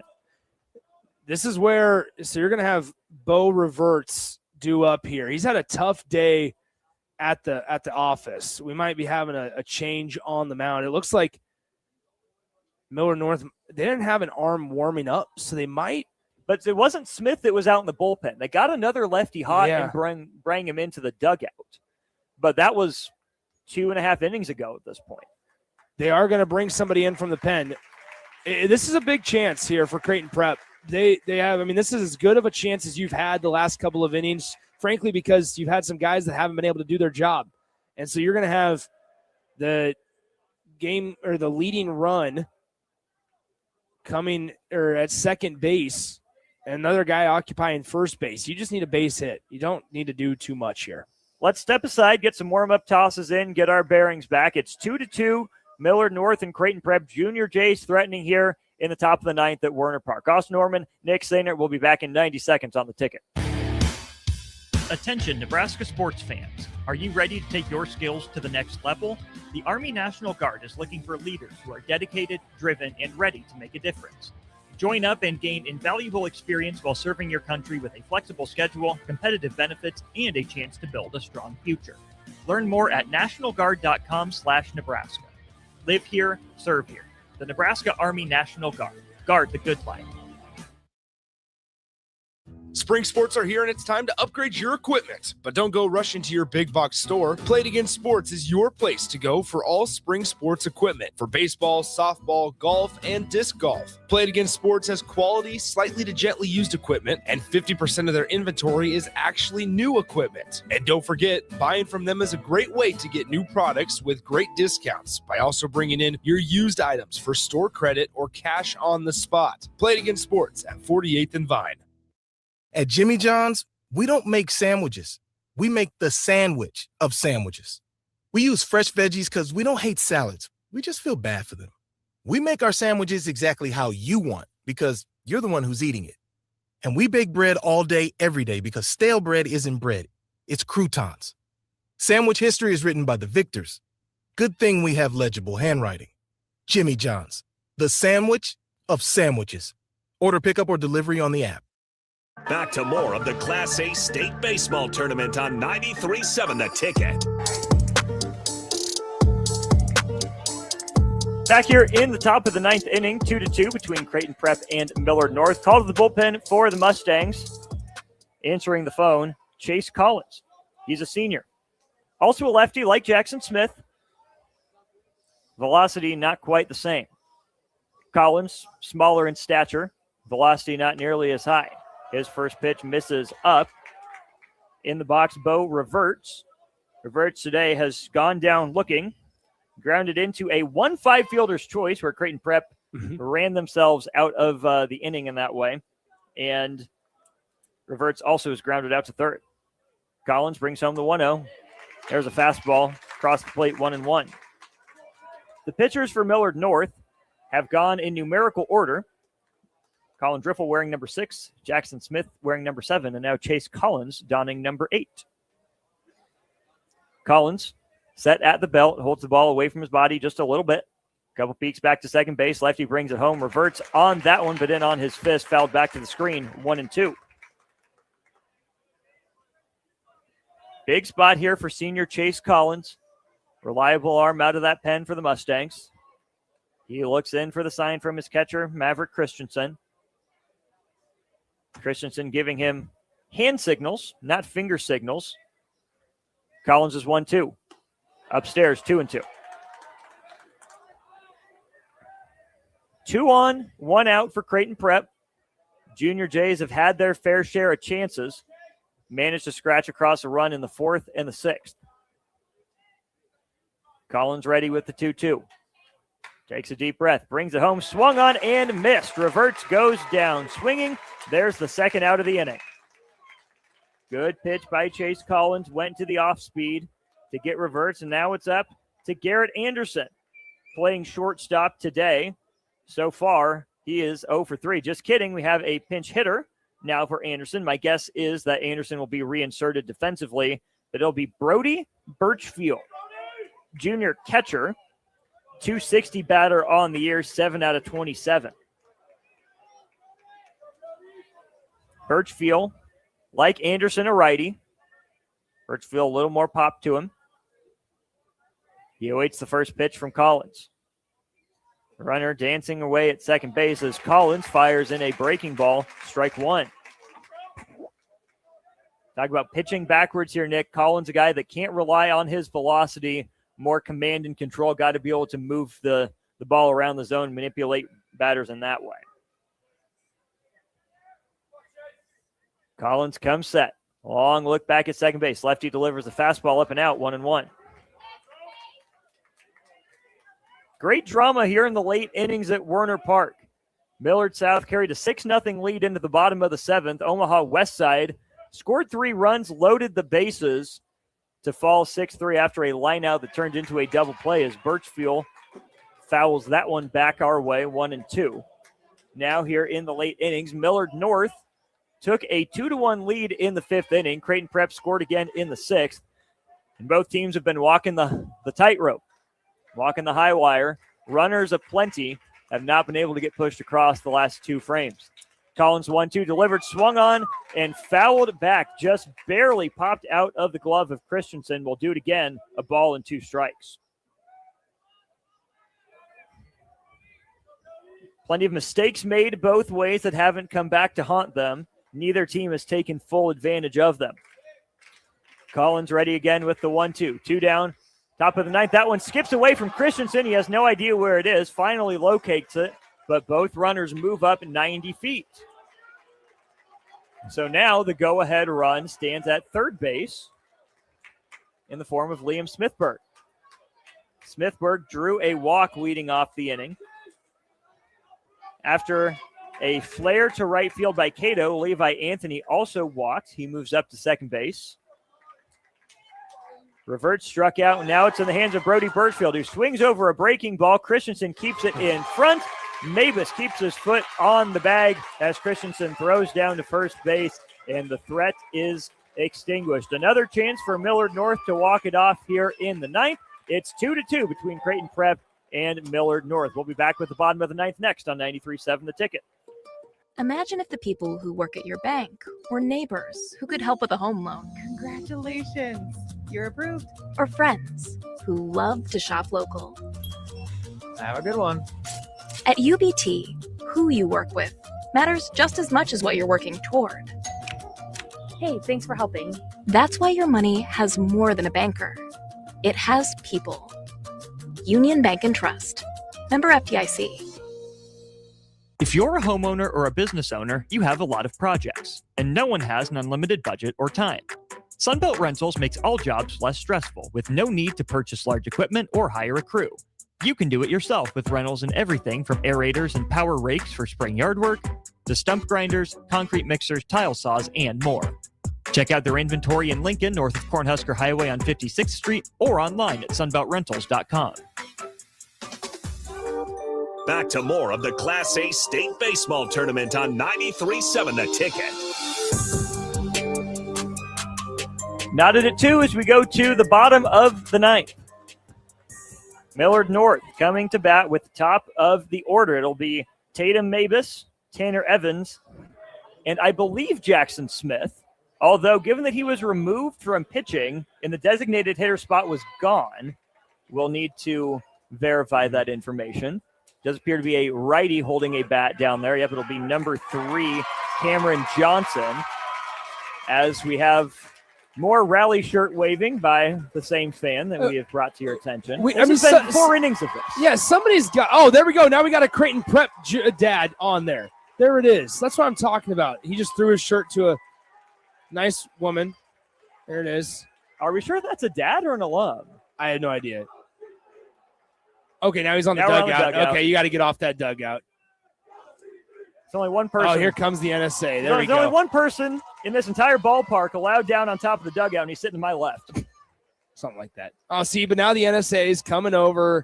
He's got to talk to him. Look at him. Was that a student that snuck out of the student section to fire everyone up? Oh, it was. Must have been. Okay. Oh, look at it. He's coming over to talk to him. Mavis now down in the count 0-2 as he was ahead of that breaking ball. Got a piece of it back to the screen. Wait, they're not kicking him out. Don't take him out of the game. Well, they already had the warning to put the shirts back on. Here's my deal. And so I'm okay with it. Here's my thing. Sorry, we got a with the fastball game, 1 and 2. Here's my thing. There's an administrator over there, an NSA administrator that is, I mean, anytime a student does anything like take a shirt off, they're on them.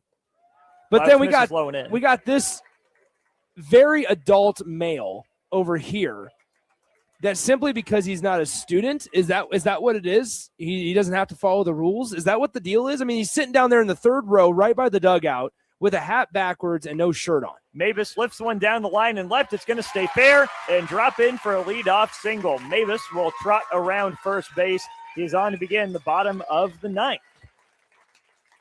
Does seem like some unequal rules application. The NSA supervisor down the third baseline does not appear to be as present. He's got the shirt tucked into his belt. I mean, this is unbelievable. Tanner Evans up to bat.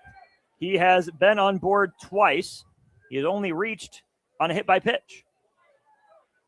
He grounded out in the first.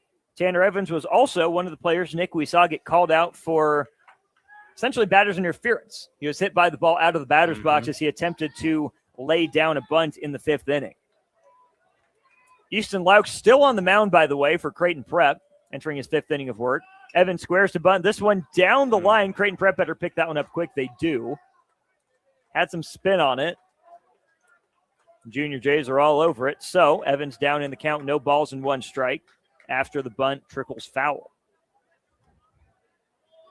Top of the order, a good a spot as any right now for Millard North to be at. Evans wearing the helmet with the full cage. Laux has thrown about 40 pitches right now, actually closer to 50. He comes that extreme first base side of the rubber, picks back over to first. Mavis's lead not threatening. Meekly slides back into first base head first. Outfield playing pretty shallow in center and right. The left fielder a little deeper, even with the wind pushing that way. Evans offers at a bunt, swings and misses. Back pick to first, nearly in time. Mavis back just ahead of the throw. Now Evans down in the count, no balls and 2 strikes. We talk about the little things, Nick. It's not about making the big play. It's about how many small plays can you stack on top of each other, especially late in some of these games. Evans taking a beat to collect himself after he's failed to get a bunt down the first 2 pitches he's seen. Easton Laux backs onto the rubber. Palms the ball in his left hand, brings it to his glove. He's set of the letters. sidearm pick over to first. Mavis read it all the way. Are you surprised that Laux is in the game as long as he's been?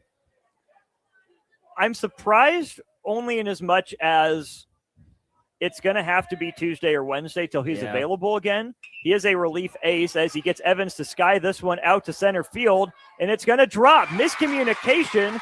Ziola and the center fielder, Stratman, converged on it, as it did the shortstop, Anderson. No one took charge. Nick, that hung up long enough. You thought someone had a chance at it, but it falls meekly to the outfield grass, and that's 2 on and nobody out for Millard North. Yeah, it was one of those that the wind is pushing everything towards that left field area, the left center gap, if you will. And that ball wasn't hit necessarily strong or hard off the bat of Tanner Evans, but nonetheless, it was able to fall in between the shortstop that was racing out there and then where the center fielder and left fielder were converging. And so now, here you go. Now it's a matter of once again, can we do something we haven't been able to do, either side's been able to do? Do a job. You're going to look for Christensen to probably put a bunt down here. This is Cameron Johnson replacing Jackson Smith. It's a beauty, and the bases will be loaded as Cameron Johnson lays down a bunt. Miscommunication by Creighton Prep. 2 plays in a row, Nick. Miscommunication has haunted the Junior Jays. Yeah, there you have it. It's one side doing exactly, executing it perfectly. The third baseman was retreating to the bag in case they were going to be able to get a force to third, and it was perfectly placed down that left side of the field where it was just too far for Laux to run. And so bases are going to be loaded. You're going to have a quick visit on the mound here. I think they're going to put in a fresh arm, but you're going to have a lefty pitcher against number 13. This is Maverick Christensen that you're going to have up to the plate now. Let's see if there is indeed a call to the bullpen, because he started walking. Outside of the first single by Mavis, I have a hard time faulting Laux. Yeah, I should say the reason I thought that it was going to be a pitching change was I thought I saw a body move from the rubber to where you have to walk down the stairs in that center field bullpen to come onto the Warner Park playing surface. But Mooney never made a motion to the pen, so maybe I stand corrected. Here's the deal. Laux has been fine on the mound. It's now you're thinking strikeout. And that's why I thought maybe the call to the pen, get a fresh arm with some fast, fresh velocity. Laux been in there for a few innings. He's done a really good job of settling things down. But ultimately now, lefty-lefty matchup. There's a lefty warming in the pen. They're going to stay with Laux. Christensen has reached base once today. He's popped out to second, grounded out to short, walked, and lined out to center field. Those last 2 at-bats have come against Laux. Maverick Christensen, senior catcher, .363 batting average on the year. A hit wins it, as does a productive out, as Laux misses outside 1-0. No place to put Christensen. Bases full of Mustangs. At first, it's Mavis. At second, it's Evans. At third, it's Cameron Johnson. Christensen watches that one. Slingshot outside, 2-0. And now this is danger right now, because you're going to have to serve something up over the heart of the plate to a guy in Maverick Christensen who's hitting .363 this season. Just got to hope he misses it. Laux, 2-0. Fastball outer edge. Good spot, 2-1. Would have been a good pitch for Christensen to go after, but I don't mind the take sign there, Nick. Laux has let a couple get the better of him. Outfield's real shallow. It's not going to take much to get something over the head or in that left center gap. Laux brings home the 2-1. Christensen swings right through it, 2-2. That's a big swing. You tell Christensen, tell himself, stay back. Don't be afraid to shoot it to the left side. That's what I was just going to say. He tried to take that outside fastball to the right side of the field. You're not going to do anything with that, especially with the wind blowing in the direction we've talked about towards that left center gap. Allow your body and your swing to take it that way. You don't need even a base hit. You just need to get something up and deep enough. Laux is 2-2. Christensen held off. Appeal down to third base. And the third base ump agrees. Count runs full. 3 balls and 2 strikes. Here we go, Austin. Bases full of Mustangs. The next time Laux misses the strike zone, we'll end the game. Christensen digs in with that left foot in the back of the box. Laux peers in. A long look to his catcher, shakes him off. Now he gives him the nod. They're on the same page. Laux kicks leg, deals. Christensen shoots it foul between the third base coach's box and the foul line. We'll do it again. 3 balls, 2 strikes. I like the guts of Easton Laux, knowing what feels good to shake off his catcher in a moment like this. Well, he's also got pitch calm. There's another thing he's got pitch calm in his ear. Laux ready to do it again with the count full.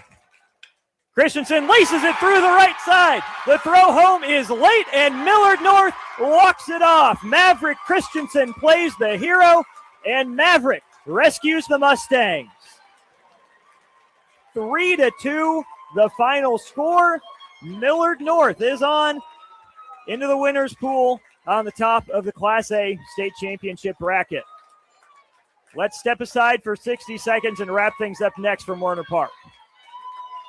Hi, Husker Nation. This is Rex Burkhead. On Lincoln Gives Day, I hope you'll join me in supporting the Team Jack Foundation and their mission to fund life-saving childhood brain cancer research. Kids and families facing brain cancer deserve better treatments and more hope for the future.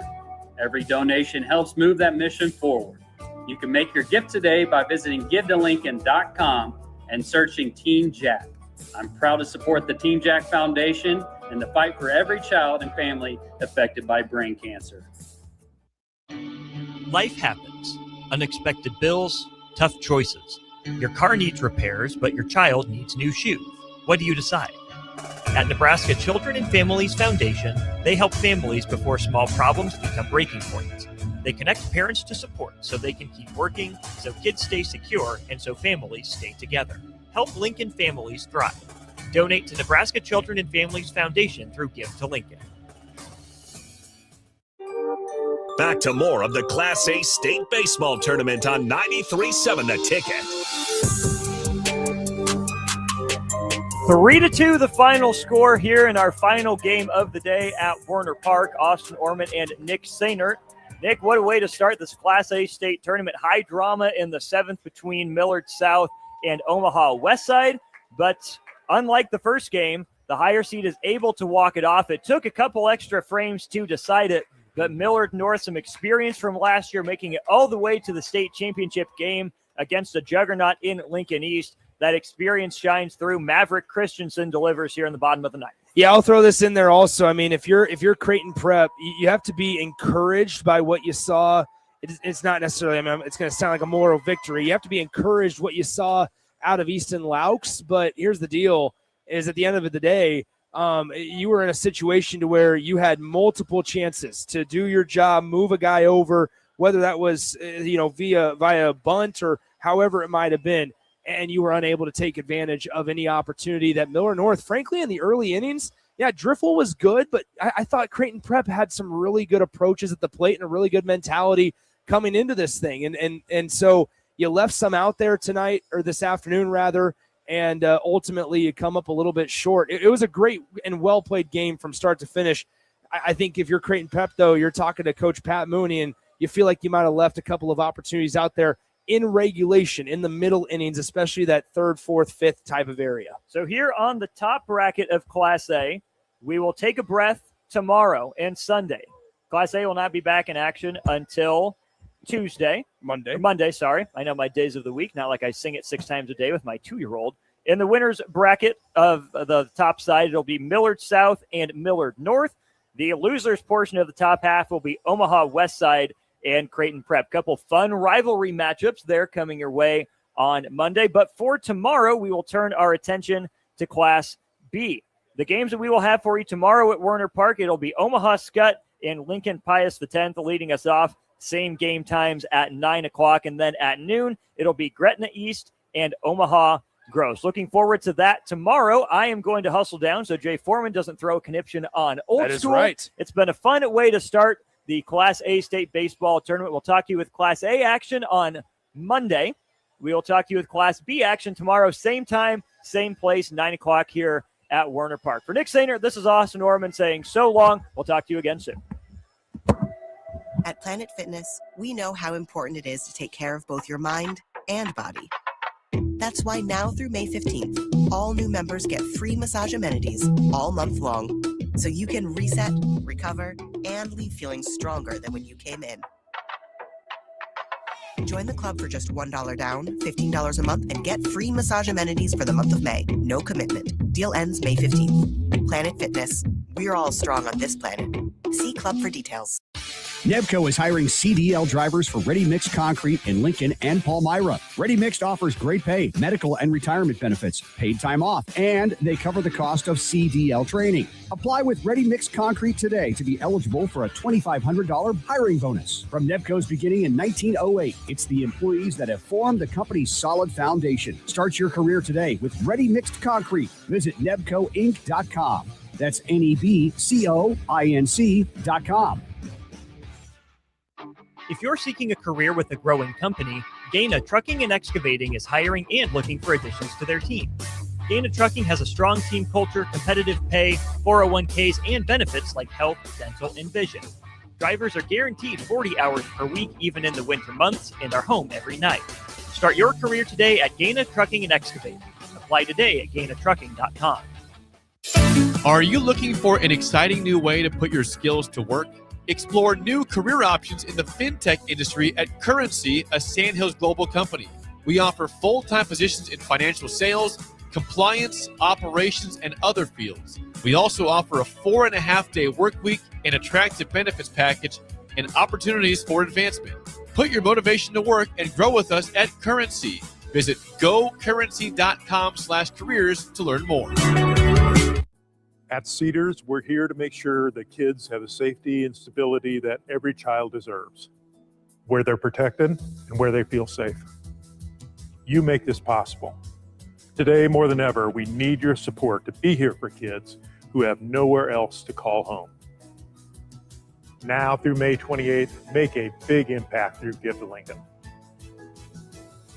Give to Cedars now at givetolincoln.com. 93.7 The Ticket, Fox, KFXL weather. Sponsored by John Henry's Plumbing, Heating, and Air Conditioning. Hot and toasty here for your Friday. High temperature of 97 today, increasing cloud cover ahead of a chance for some showers and thunderstorms this evening and tonight. There's a risk of severe weather here in the Lincoln area. We'll drop down to 61 with those storms rolling out of here. Highs in the low to mid-90s over the weekend with, again, more severe storms possible. I'm meteorologist Aaron Downer for 93.7 The Ticket and theticketfm.com. Right now in Lincoln, neighbors are facing hunger and homelessness, and they need our help. Your donation to Matt Talbot Kitchen and Outreach for Give to Lincoln Day helps provide nutritious meals, safe shelter, and life-changing support. Your gift goes even further thanks to matching funds from the Lincoln Community Foundation.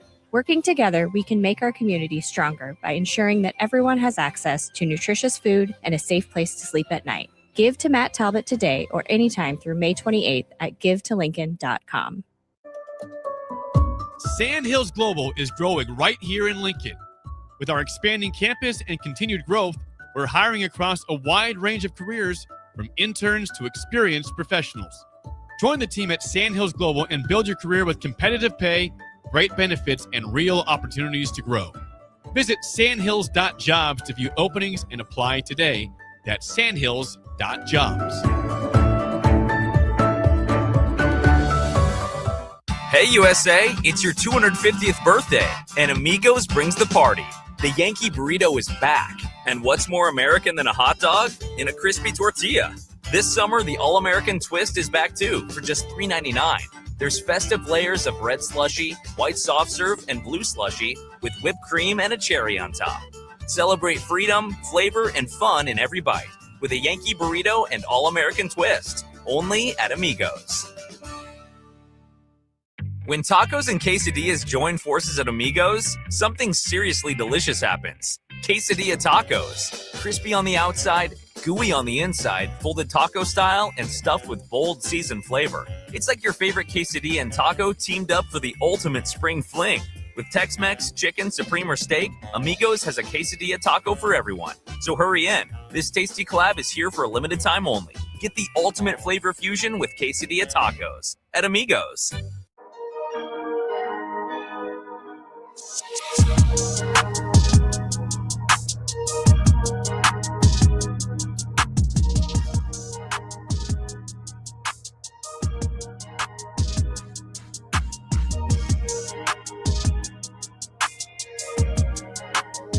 Bachman and Harrison Arns back with you here in studio as we get you ready for Old School, which will be starting here in about 7 or 8 minutes. But we didn't want to leave you hanging. We wanted to at least get you a little bit of sports talk in between. Harrison, how's it going today, specifically considering your Bears the other day landed the toughest schedule in the NFL? I'm doing fantastic, Bach. We talked a little bit off air for it. I'm not too worried about that. The schedules, the way that strength of schedule goes, by the time you get to the end of the regular season, you'll go back and look at the preseason, who had the toughest strength of schedule, and a lot of stuff will flip. What I am excited about, though, is the holiday slate games. Yeah. The Bears get a Christmas Day game. They get a rematch versus the Lions. If you remember very well, the last time they played the Lions on Thanksgiving Day, they just completely fell apart. They had time on the clock, opportunity for a field goal. Eberflus, I don't know if he's looking at his watch, but they just completely dropped the game there. So you get a rematch there. Christmas Day versus the Green Bay Packers. And I know our backup QB, Tyson Bagent, said we're playing on Valentine's Day too in the Super Bowl. So I'm feeling fantastic. Schedule's tough. We'll see what it turns into. But the big thing I look at is just like those stretches of 4-5 games maybe where it's like, okay, where's the really tough part of your schedule that's going to test your team? And for the Bears, it is relatively early. So I'd be lying if I'd say that didn't make me sweat a little bit. Yeah, it is interesting. I maybe it'll worry you a little bit more here. Is the last team to win a playoff game with the preseason toughest schedule was the 2016 Falcons. So it has been a while. Generally, it hasn't turned around. But like you said, these schedules can change quite a bit from year to year. This is based on last year's results, right? And we always see teams go from worst to first.